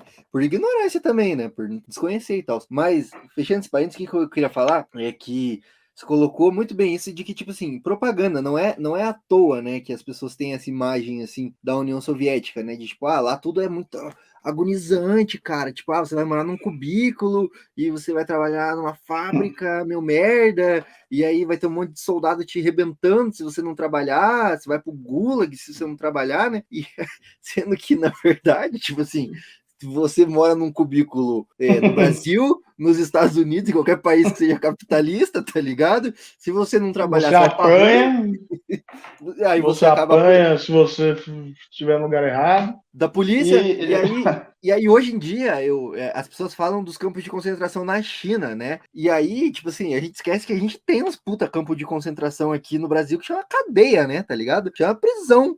O que é isso aí? Não é um campo de concentração para quem é negro, para quem é pobre, para quem é fudido, assim? Existe muito esse estereótipo do bloco socialista, assim, ser esse lugar opressor e tal, sendo que, na verdade, tipo, porra, a gente vive num mundo extremamente opressor, tá ligado? Que é esse mundo capitalista. A questão do Gulag é semelhante. Fala-se tanto do Gulag. O sistema Gulag era uma série de campos de trabalho. O que é, hoje em dia, o sistema prisional nos Estados Unidos, se não isso. Nos Estados Unidos, os presos são obrigados a trabalhar, igual. No Brasil também, aqui no Brasil a situação é tão caótica dos presídios que muitas vezes nem funciona o aspecto de trabalhar. Só as pessoas ficam enfurnadas lá em celas minúsculas, às dezenas. Agora, a população do Gulag, se fala tanto em Gulag, a população do Gulag, se a gente for pegar o período de existência do Gulag, ela é muito menor na média, percentualmente, que a população carcerária dos Estados Unidos hoje, em 2021. Então, se a gente tem um problema de encarceramento em massa na União Soviética, a gente tem um problema real de encarceramento em massa no país central do capitalismo na atualidade. Num país que tem a melhor economia, e tem mesmo, a economia número 1, e que, no entanto, é incapaz de prover os seus cidadãos com o básico. E a pessoa está preocupada lá com a União Soviética da década de 30. É uma maneira de desviar você, meu amigo, trabalhador, dos seus problemas reais, ficar colocando aquele espantalho que foi falado logo no início dessa conversa. O seu problema não é a União Soviética, o problema não é o perigo vermelho. O problema é hoje, aqui, agora. O problema dos cidadãos americanos é hoje, agora, os Estados Unidos. Um amigo meu foi recentemente, o cara é do Rio de Janeiro, foi para Dallas e ficou impressionado com a quantidade de morador de rua em Dallas. É a situação dos Estados Unidos hoje em dia. Um carioca fica impressionado com a quantidade de morador de rua. E eu fiquei impressionado em São Paulo. Sou de São Paulo, estive em São Paulo recentemente. Fiquei 3 anos sem ir para São Paulo, um pouco mais de 3 anos. Nesse período, a situação visivelmente piorou. Então, o nosso problema é agora. Nosso problema não é a União Soviética de Stalin, lá na década de... Realmente. A galera tem esse medo do Gulag, assim, e essa lógica da prisão estadunidense, que muita gente quer importar para o Brasil, que é essa pira de privatizar a cadeia, né? E aí, qual que é a lógica, né? Porque você privatiza, você coloca a lógica do lucro, então quanto mais pessoa presa, mais produtividade, tá ligado? Então mais lucro, e aí como na cadeia direito humano nenhum vale, né? Não que muitas fábricas valem alguma coisa também, né? Mas na cadeia menos ainda, então, tipo assim, o cara pode trabalhar 24 horas por dia por 2 centavos, quando muito, assim, e dá lucro pra caralho pro patrão que tá gerenciando a cadeia, né? E aí, mais um exemplo da beleza do sistema capitalista que nós vivemos. Eles fazem essa discussão na indústria cultural também. Você vai ver o Orange is the New Black, da Netflix, Ele faz exatamente essa discussão. Então, eles não têm medo de criticar o próprio sistema. Ali, marginalmente, um pouco, não vai mudar na prática. Eles transformam tudo em produto. Os próprios problemas em produto. Enfim, e até essa série é uma série interessante que ela faz uma representação nem tão estereotipada de uma russa, né? Um pouco, ela é mafiosa, como sempre, tá? Mas nem tão estereotipada. Ela acaba sendo uma personagem mais positiva do que negativa. É raro. E bem humana também, né? Tipo assim, complexa, né? Não é uma personagem tão bidimensional assim, né? Tipo, o que eu acho que agora vai ficar mais e mais difícil depois dessa onda de russofobia. A tendência é os russos serem novamente desumanizados. Isso é foda, né? Desumanização das pessoas. Tipo, deixa de ser um ser humano, né? Vira só um personagem bidimensional, assim, é mais fácil de se odiar também, né? Eu acho, assim. E aí a gente comentou de Chernobyl, eu queria voltar só pra essa série, porque, cara, eu realmente não tanquei essa série, velho. Não consegui passar do primeiro episódio, assim, porque, tipo assim, eu fiquei pensando assim, mano, essa galera tá me tirando pra idiota, né? Tá ligado? Sabe qual é? Tipo assim, e foi uma puta de uma série aclamada, porque questão técnica a série é realmente muito boa, assim, não dá pra negar, tipo, direção de fotografia, efeitos especiais, atuação é tudo muito bom, assim, mas o roteiro realmente é uma merda, assim, tipo, ele me tira pra burro mesmo, tá ligado? Sabe qual é? Ele fala assim, vamos ignorar todas as questões, assim, e lá na União Soviética, na Rússia Soviética, onde tinha essa usina nuclear, né, lá em Chernobyl, as pessoas, os físicos nucleares, eles eram burros, assim, tipo, ninguém sabia o que estava fazendo, tá ligado? Aí tinha lá o líder que era burocrata e também era burro. Então, enfim, todo mundo era burro na União Soviética, assim. E aí, o que eu queria te perguntar, assim, tem um episódio também do História FM, né, se eu não me engano, sobre Chernobyl, assim, né, que é muito bom, inclusive, quem quiser saber mais, eu recomendo que vá para lá, né, porque lá realmente é bem destrinchado, assim, nessa questão. Mas eu queria saber, tipo, se realmente era isso, assim, tipo, esse desastre de Chernobyl, assim, realmente se deu porque as pessoas eram burras, assim, ou nada a ver, ou a série, tipo, realmente viaja nesse aspecto. E isso é mais um aspecto do anticomunismo que a gente vem falando. É claro que não, né? Até porque acidente nuclear não aconteceu só na União Soviética. É muito menos representado na mídia, também porque no Chernobyl teve uma proporção muito grande, né? Agora, o acidente no Japão, o acidente de Fukushima, o acidente de 3 Mile Island nos Estados Unidos foram acidentes enormes. E no Brasil a gente tem o caso do Sérgio de Goiânia, que foi algo extremamente trágico. Não sei se todo mundo lembra. Bom, lembrar não vão lembrar, porque acho que foi década de 80, se não me engano também. Mas que... E aí não é caso de burrice, né? No caso do Brasil foi caso de negligência criminosa, negligência, deixaram um equipamento hospitalar que tinha material radioativo dentro, num lixão. Algumas pessoas aí desesperadas que trabalham em lixão, recolhendo, tentando vender o que encontra, viram aquele equipamento enorme e quebraram. A parte radioativa fica dentro, numa casa, protegido, mas os caras desmontaram tudo para vender as peças e acharam esse césio, que era um material que brilhava e tal. E as pessoas que não desconheciam o perigo, brincando com isso, passando no corpo, não sei o que, foi uma desgraça, né? Centenas de pessoas afetadas. Então, claro que não é uma questão de burrice, é uma série de fatores que levou na União Soviética. As autoridades, evidentemente, que têm parcela da responsabilidade. E aí eu acho um fator curioso, né? O Gorbachev acabou de falecer recentemente. O Gorbachev é tratado como um grande herói no Ocidente. Ele era o líder soviético no período de Chernobyl. A decisão de não informar imediatamente o que estava ocorrendo, a própria decisão deles não visitar, ele nunca visitou o local, enfim, a de minimizar o problema foi dele, e uma responsabilidade criminosa dele. Tentam, a imagem que fazem passar é que era algo estrutural, era do sistema. Agora, claro, sim, também, já houve outros acidentes na União Soviética que não tinham sido revelados. Houve acidentes nos Estados Unidos que não foram revelados. Em relação à energia atômica, sempre teve essa coisa de segredo, é um segredo de Estado, a tecnologia que eles têm medo que seja passada para frente, que ocorra o que aconteceu, os coreanos tiveram acesso a essa tecnologia, Israel teve acesso a essa tecnologia, a África do Sul, do apartheid, quase comprou dos israelenses essa tecnologia. Então, é claro que há um medo aí de se espalhar. Agora, o Gorbachev é a figura responsável, é a figura que deve ser criticada pelos erros que foram cometidos na alta cúpula do governo soviético, e, no entanto, não se comenta sobre isso. Né? Ninguém lembra que era o Gorbachev, o líder soviético no período. Ele é tratado simplesmente como um grande herói, né, pelo fato de ele ter desmantelado o país, e os erros que foram cometidos não são. Eu não vi nenhum artigo sobre a morte dele que lembre essa responsabilidade que ele teve sobre Chernobyl. Ele teve, sem dúvida nenhuma. Enfim, mas a série, ela dá a entender, né, ela quer passar essa mensagem de que todo o sistema estava podre por dentro. E aí ela vai utilizar do alcoolismo, que no momento, né, as pessoas nem poderiam estar bebendo daquele jeito, porque não havia, como eu já mencionei. Ela demonstra uma União Soviética muito decadente. De fato, a série foi muito elogiada pelo trabalho de pesquisa que eles fizeram, as roupas, o cenário e tudo mais. Agora, eles demonstram uma cidade degradada, uma cidade velha, né?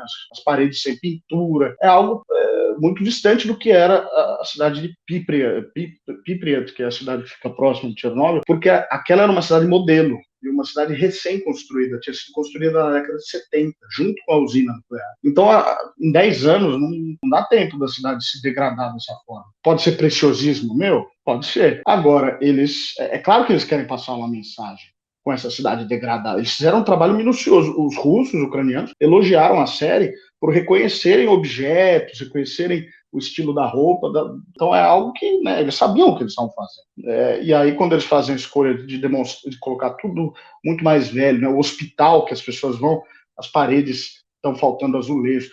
Aquele hospital era um hospital especial para central de Moscou para tratar casos de intoxicação por radioatividade.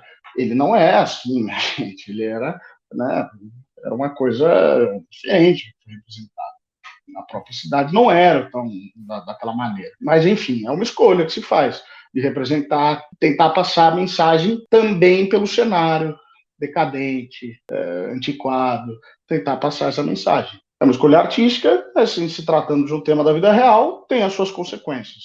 É como eu falei no próprio episódio do História FM, você está lidando com pessoas que vivenciaram aquilo. Alguns dos personagens que eles mostraram morrendo não morreram, estão vivos até hoje, as pessoas estão vivas até hoje. Me parece uma insensibilidade. Imagina essa pessoa assistindo uma série sobre o que ela vivenciou e de repente ele morre na série de uma maneira horrível, ele está lá assistindo. Vários personagens que morrem na série não morreram na vida real. Então, claro, é aquela discussão, não, mas é uma série, eles precisam adaptar, não sei o que, tudo bem, mas você tem responsabilidade ao tratar de fatos reais, você tem uma responsabilidade com a verossimilhança e com os fatos ocorridos. Não, com certeza, né? Nada é arbitrário, de novo. Até eu tava lembrando agora do começo, assim. Claro que foi um bagulho bem horrível, assim, né? E eu acho que a série até consegue passar em alguns momentos essa vibe, assim, de tipo, puta, é um desastre nuclear, né? Tipo, não é um piquenique, né, tá ligado? Tipo, vai ser uma merda mesmo, tá ligado? Mas desde o começo, não sei, me parece meio claustrofóbico, assim, parece que você tá todo momento sendo... Manja 1984, assim, tipo, tá todo momento sendo vigiado, assim, tipo, e aí o cara se mata no começo, ele não pode mandar mensagem, ele tem que fazer tudo muito escondido, e ele tá sendo seguido, então me parece muito, tipo assim, uma escolha mesmo, entendeu? De representar essa porra aí mesmo do jeito que você falou, entendeu? Tipo, uma representação da política. A série também sofre de um problema que é constante, né, quando se trata de União Soviética, que é tratar a União Soviética como um monolito, como se fosse a mesma coisa, desde a Revolução até o final, basicamente a mesma coisa. A União Soviética mudou muito ao longo do tempo. O que aparece lá em determinado momento que os soldados ameaçam jogar o cara para fora do helicóptero se o cara não fosse cooperar, não existe isso. A gente está falando da década de 80, né? Não existe isso. Assim como não existe a Gulag na década de 80, também não é incabível uma situação dessas, de arbitrariedade a esse ponto. Só que as pessoas tendem, enfim, a acreditar que né, aquela imagem que a gente tem, o país sempre foi assim, não mudou. Não, ele não é. A União Soviética mudou muito.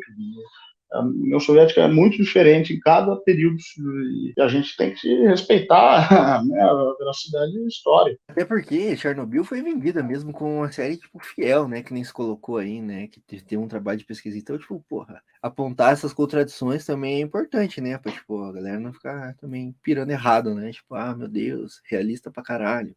A gente já falou de Stranger Things, eu vou aproveitar esse gancho de então, que a gente está falando sobre energia nuclear e tudo mais, e vou fazer uma pergunta aqui que a Melina, ela teve que sair, mas ela me mandou no WhatsApp aqui, ela pergunta assim, que na década de 50 e 60 houve um boom, assim, de filmes de terror, né, especialmente voltados para essa questão da energia nuclear, né, monstros nucleares, monstros atômicos e tudo mais. Ela pergunta se isso tem relação com essa pira anticomunista, assim, né, dentro desse cinema de terror dos anos 50 e 60 que envolviam aí até essa questão nuclear e radiação e medo da radiação, né?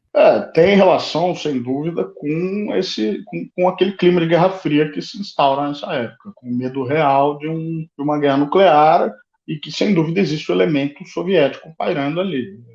Esse era o medo das pessoas. Não saberia dar um exemplo de algo que vai lidar diretamente com o anticomunismo. Quer dizer, a gente tem o Dr. Strangelove, mas aí esse filme, né, o Doutor Estranho, não, Doutor Estranho, é o Doutor Fantástico. Doutor Fantástico, que é um filme do Kubrick, com o Peter Sellers, que trata desse tema, década de 60, se eu não me engano, mas é uma sátira, e é uma sátira que aí vai para todo mundo. Ele satiriza os soviéticos, mas satiriza os americanos em primeiro lugar.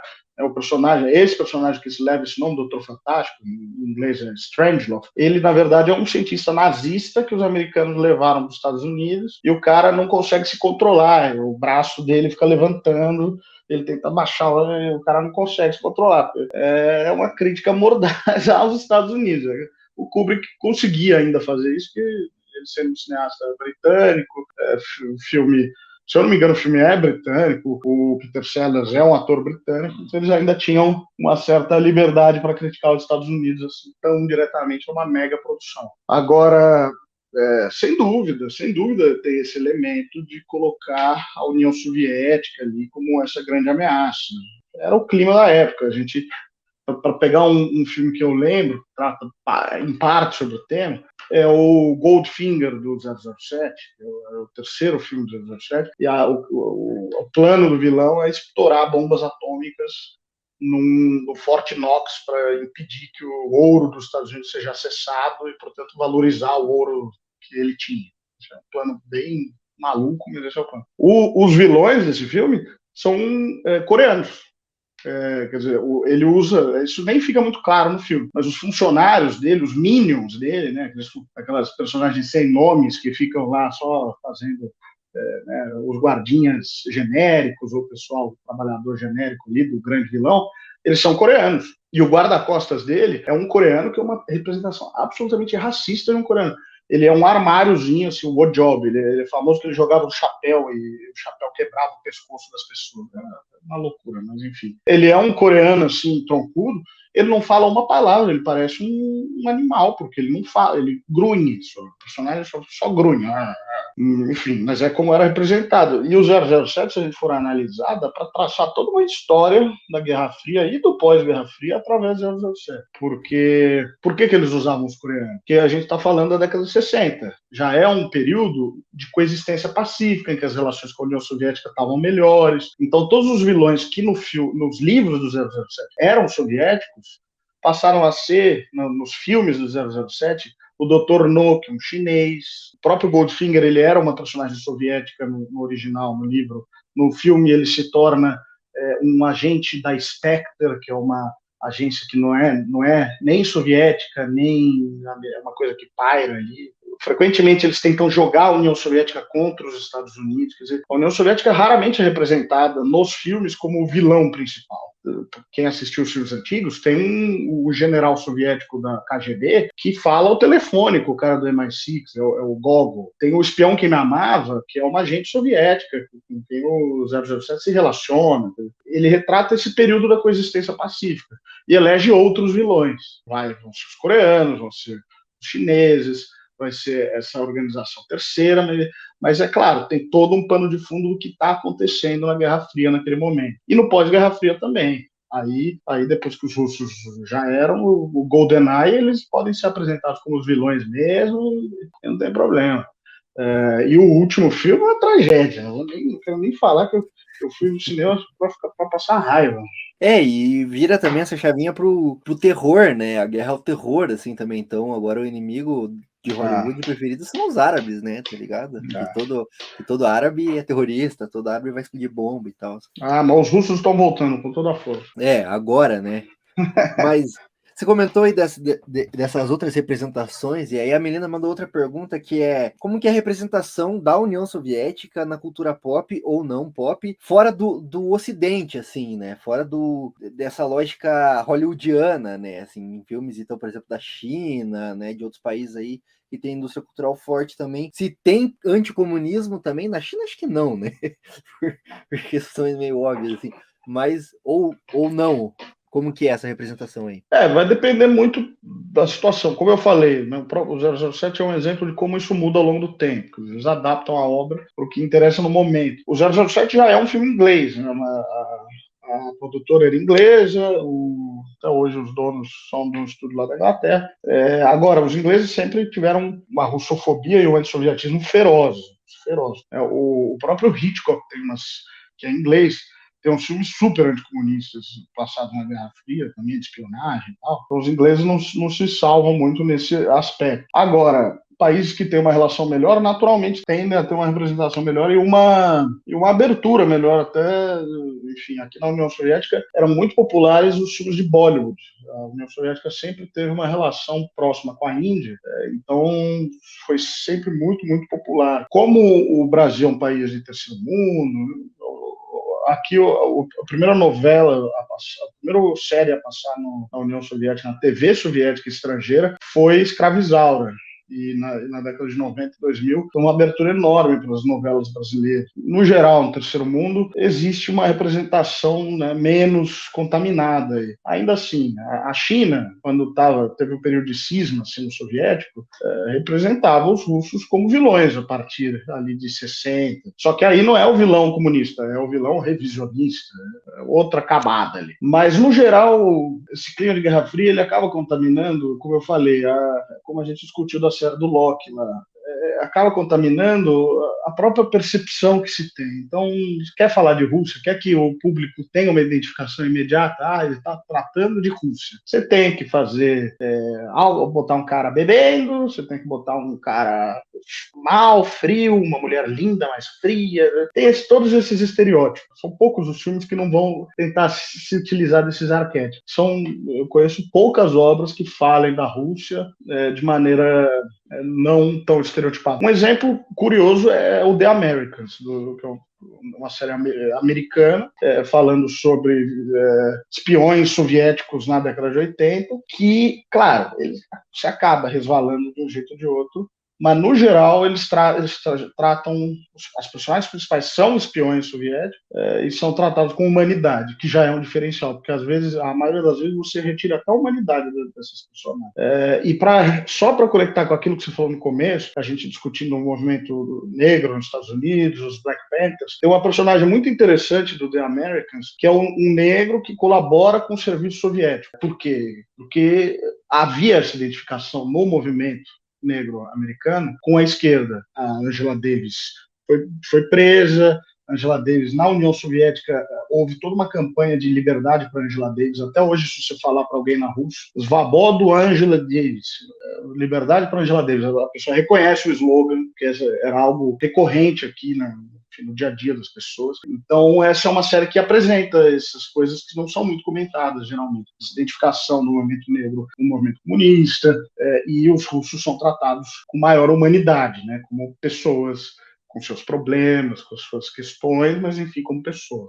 Se eu não me engano, até posso estar enganado, tá? Posso estar falando besteira, assim, mas, se eu não me engano, os próprios Panteras Negras tiveram contato com o maoísmo, né, com o comunismo chinês também, né, e aí foi aonde a CIA falou, tipo, porra, agora acabou, né, tá ligado? Tipo assim, agora deu, né, tipo, aí que houve o período, se eu não me engano, foi de maior execução mesmo, né, dos líderes dos Panteras Negras. O próprio Malcolm X, né, ele não era comunista, né, mas ele se aproximou bastante aí no final da vida dele, que daí foi quando ele foi morto também, né, das ideias marxistas, assim. É porque, tipo, resvala muito, né, quando você fala fala de liberdade real, né, para a classe trabalhadora, está falando de liberdade para a classe trabalhadora como ela é, né, negra. Então, tipo, não faz sentido ter racismo, né? Então, esses movimentos por direitos civis se sentem muito representados, né, em ambientes assim que realmente pregam um fim da exploração mesmo, né? E aí, em contrapartida, no sistema capitalista, tipo, isso é até lucrativo, né? Então não faz sentido acabar com segregação racial, né? Por mais que você acabe com ela formalmente, assim, né? O racismo ainda sobrevive, né? E tal. Agora, isso conectando com aquilo que a gente falou,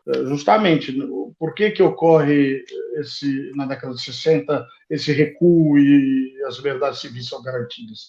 Também há o elemento, eu acho que central, do medo de uma revolução aberta dos negros americanos contra aquele sistema de opressão, e uma revolução que podia, a qualquer momento, ter uma guinada ali pelo socialismo. Isso você menciona muito bem, os panteras negras se aproximam e começam a ser exterminados, porque não deixa de ser também de entrar naquela linha que a gente comentou do capitalismo cedendo para evitar uma ruptura, né, para evitar o momento em que as pessoas vão chegar num nível de cansaço com a opressão que vão se levantar. Total, dar os anéis para não perder os dedos, né? Uma coisa assim, não lembro como é essa expressão aí.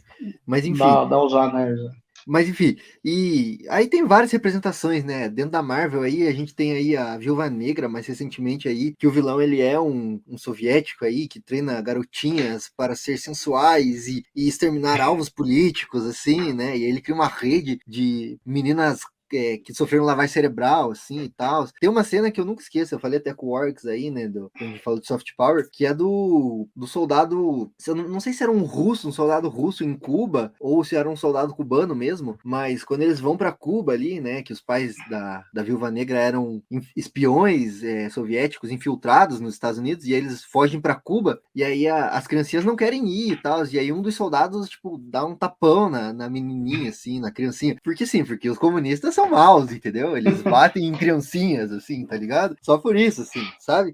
Então você tem várias representações bem problemáticas aí. Você colocou também da questão do capitalismo ser autofágico, né? Recentemente aí tem o brilhante The Boys, né? A série de super-herói aí que critica o capitalismo, né? E passa essa vibe meio de que, tipo, o capitalismo é uma merda mesmo, mas é inevitável, tá ligado? Tipo assim, é uma bosta, mas é a bosta que nós temos, entendeu? Então, fazer o quê, né? Vamos assistir série de super-herói, tá ligado? Sabe qual é? E aí a minha pergunta é se isso também não é, tipo, uma estratégia anticomunista, assim, pra dizer, tipo, porra, o capitalismo é inevitável, galera. E qualquer outra coisa que não seja capitalismo é pior, assim. Acho que sim, né? Tem toda essa da maneira como todos são criados, quer dizer, a gente está tão imerso nisso tudo que mesmo com os problemas que forem, as pessoas não vislumbram uma alternativa. E ficou muito mais difícil vislumbrar uma alternativa depois do fim da União Soviética, que tentou até o fim promover fora de suas fronteiras revoluções.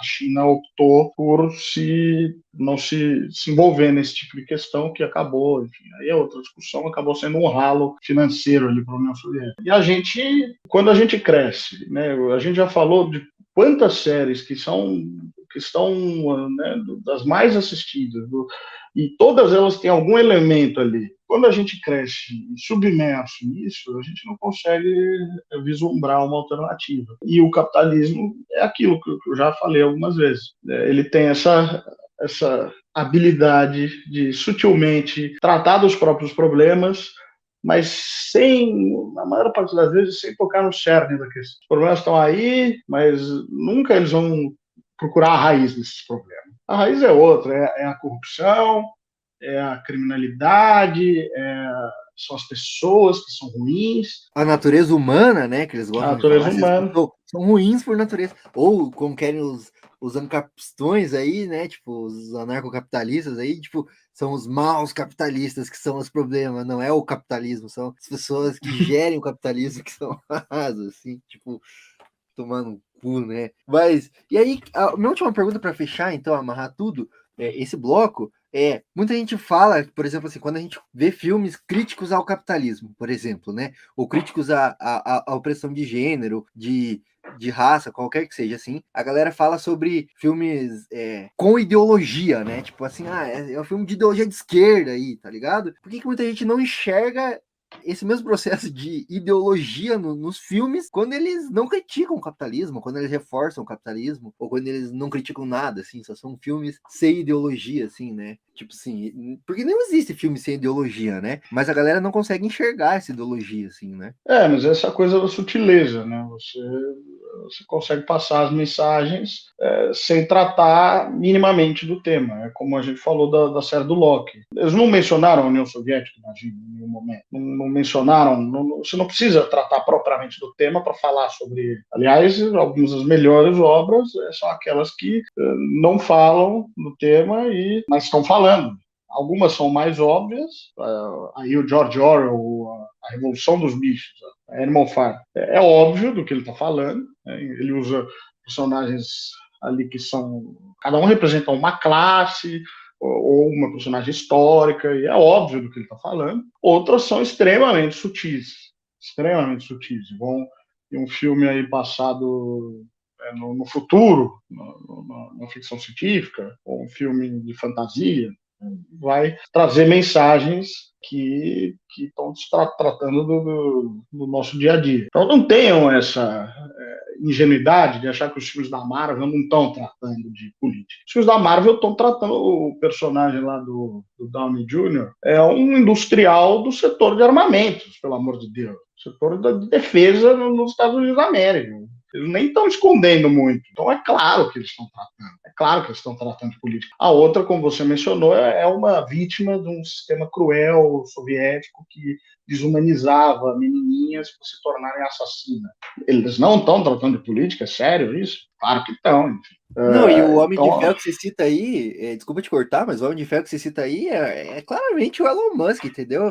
Essa mítica do self-made man que só herdou uma fortuna bilionária da família, tá ligado? E construiu o resto sozinho, assim, tipo, porra, cara. E aí o que eu fico puto é nerdola, assim, chato pra caralho, entendeu? Que aí fala, não pode meter política nas paradas. Pô, irmão, tudo tem política no bagulho, entendeu? Tá ligado? Tipo assim, você quer desligar o cérebro e assistir um monte de explosão e tela verde? Beleza, vai que atua, entendeu? Mas, tipo assim, porra, tudo é política, tá ligado?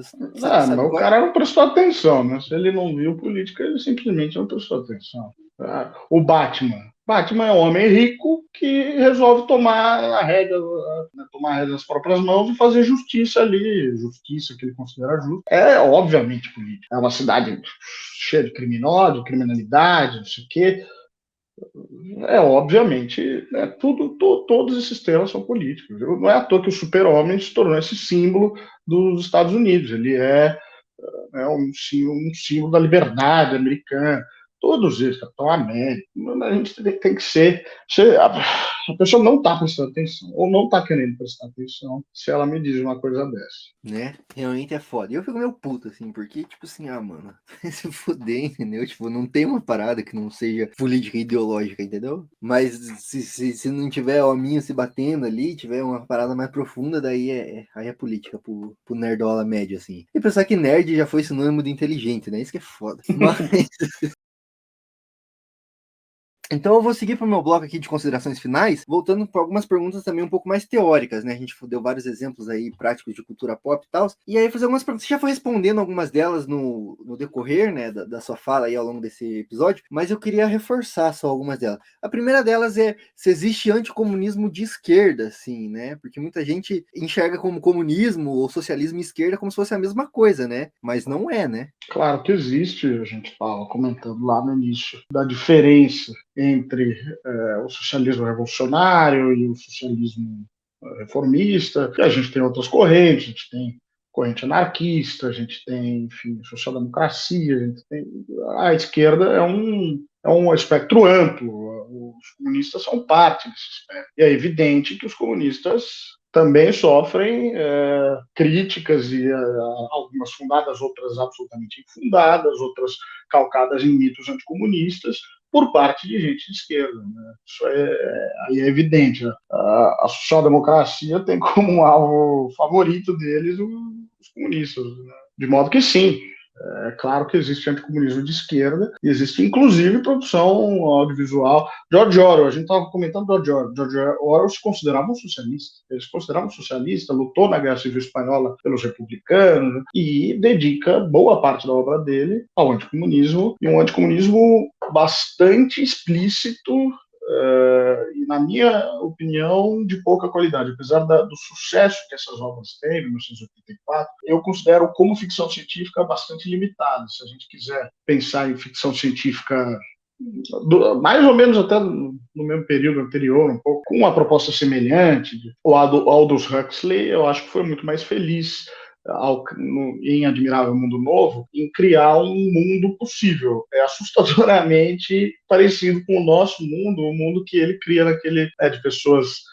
que buscam a felicidade o tempo inteiro, estímulo o tempo inteiro. No caso dele eram pílulas, mas no nosso caso não é necessariamente, também são pílulas, mas aí é a bebida, é o TikTok. O TikTok é um estímulo ali, é 15 segundos, a pessoa não consegue mais sentar para assistir um filme de 2 horas, não consegue mais sentar para assistir um livro, você está dependente de um estímulo cerebral imediato.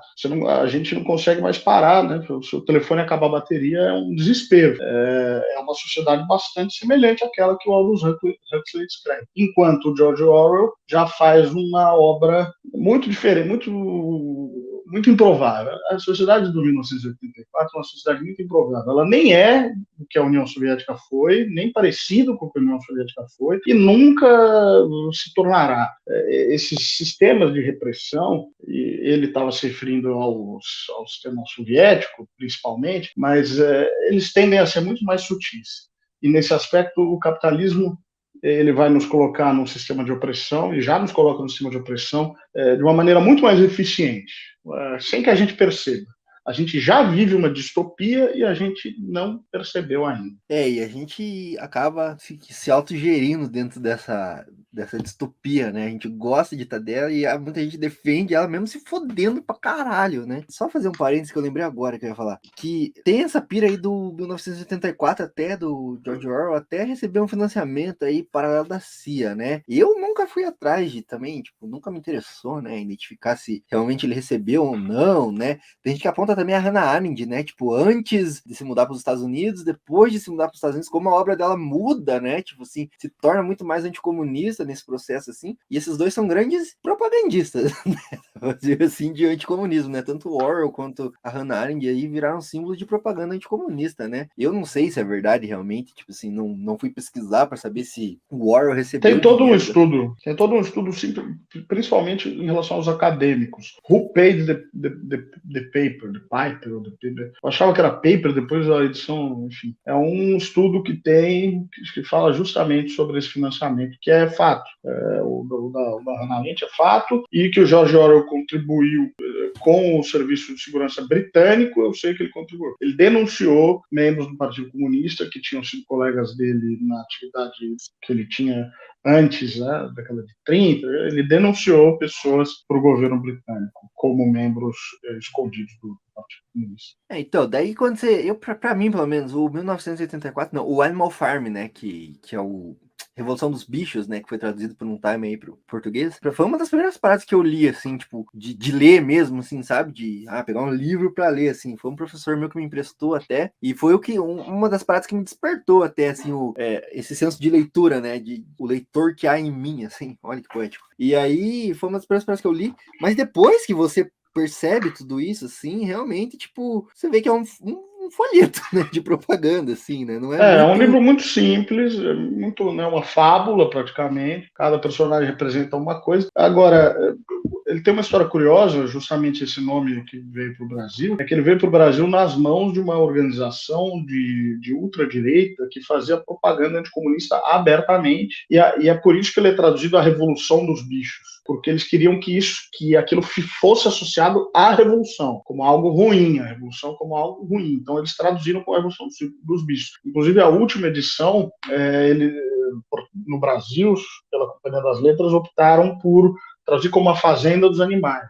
muita gente criticou, porque é um nome consagrado, não sei o quê, mas a tradutora até escreve um artigo contando essa história de como esse livro veio parar no Brasil durante a ditadura militar, nas mãos de uma organização de extrema-direita. Então, Orwell, por mais que se considerasse socialista, o trabalho dele serviu e bem. O propósito é esse, tá claro, como propaganda anticomunista. E uma observação que acho que foi o Jones Manuel que fez, que eu acho muito pertinente em relação aos livros todos do Orwell, é que ele tem uma tendência, reparem, a colocar as personagens que representam o povo, que representam as classes sociais. No caso da Fazenda dos Animais, são as galinhas, que são representam os camponeses, o cavalo, que representa os trabalhadores braçais, são estúpidos, não têm voz própria. Eles vão, as galinhas vão sempre com os carneiros também, vão sempre com as massas, massa de manobra. Elas não têm voz própria.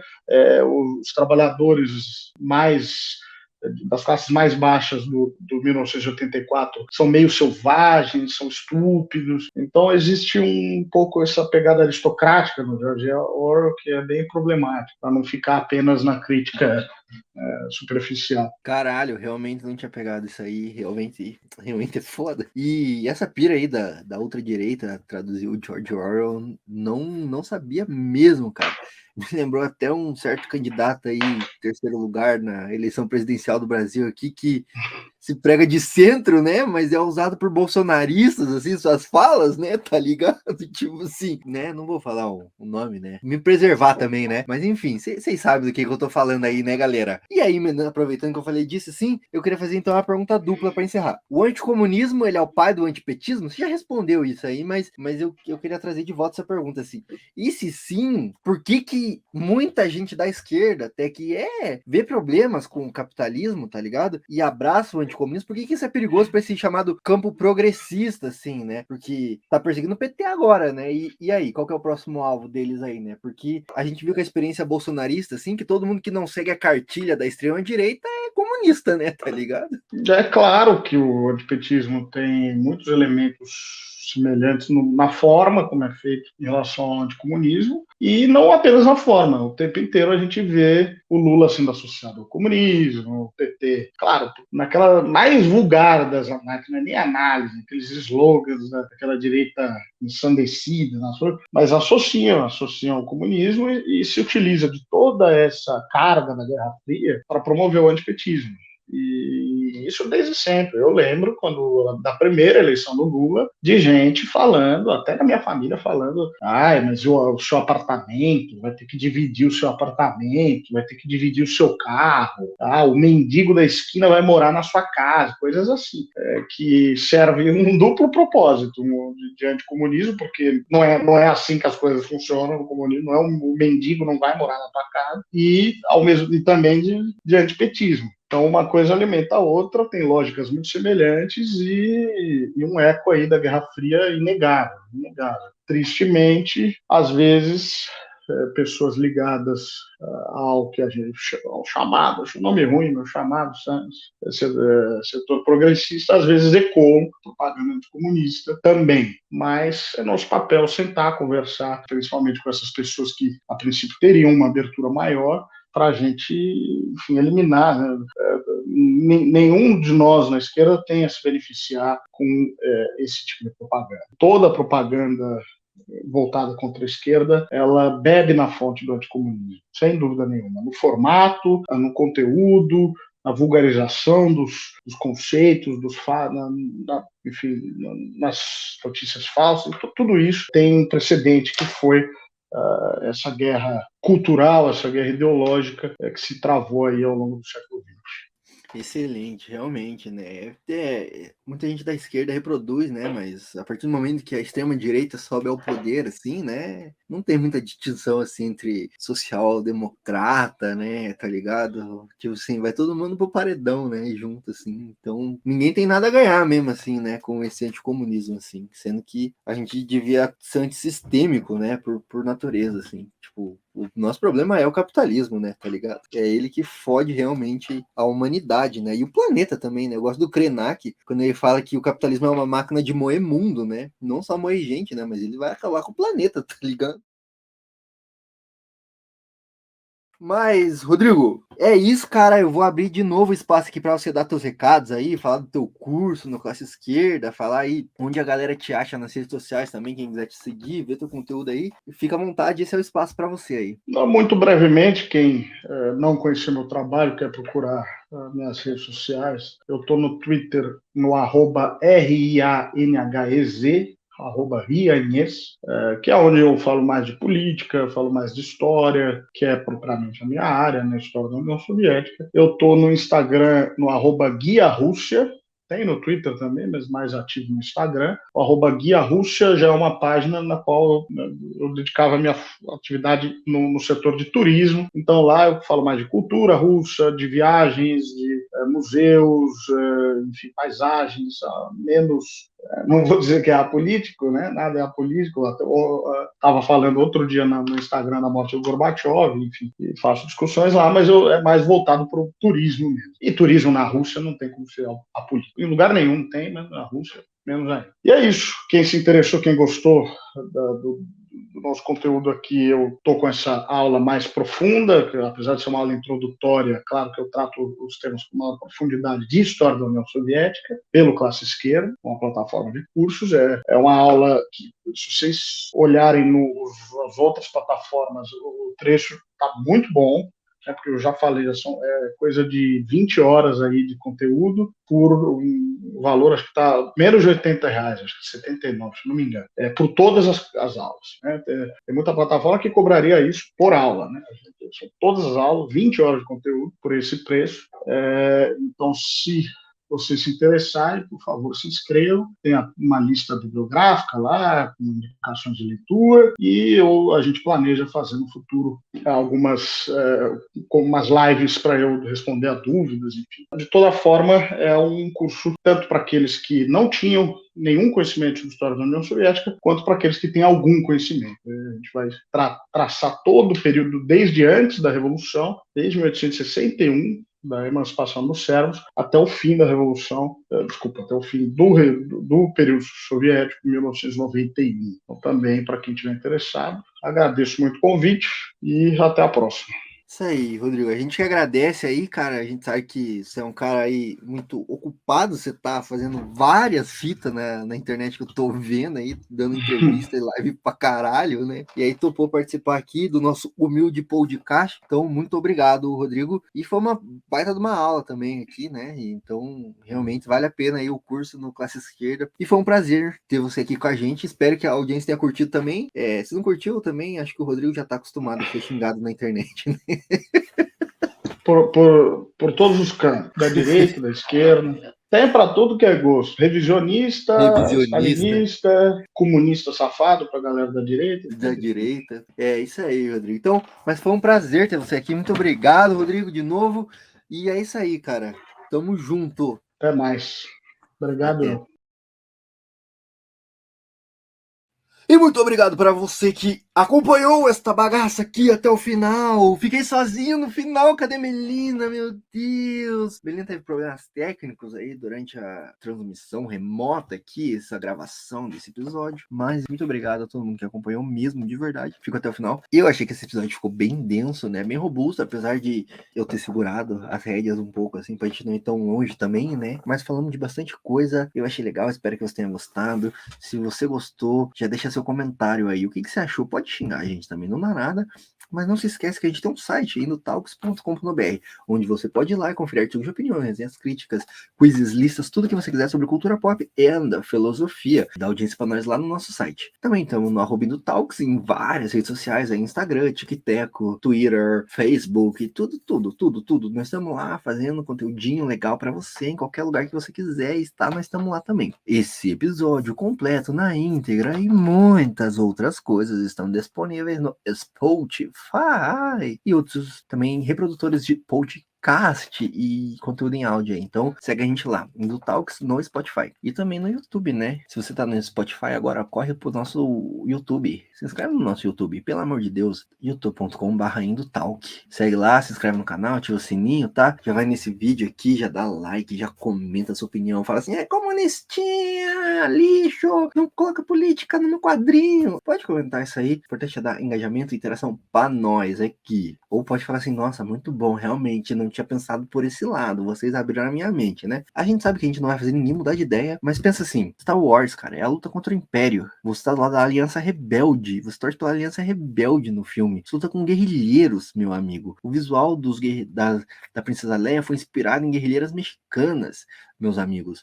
O George Lucas disse que se inspirou na hora de criar ali o visual da Aliança Rebelde nos Vietcongues, meu amigo, nos vietnamitas. Então, assim, claramente antissistêmico, anticapitalista, anti-imperialista. Então, cara, cultura pop também pode ser espaço para discussão política e é por isso que a gente tá aqui também, para você não desligar seu cérebro só assistindo filminho de super-herói dando porrada, tá? Então, se você gostou do conteúdo, se inscreve no canal, ativa o sininho, comenta aí, cara, dá comentários. Comentários é legal, a gente gosta de comentários. Bom, e é isso. Ah, claro, campanha no Apoia-se, apoia.se/Indutalks.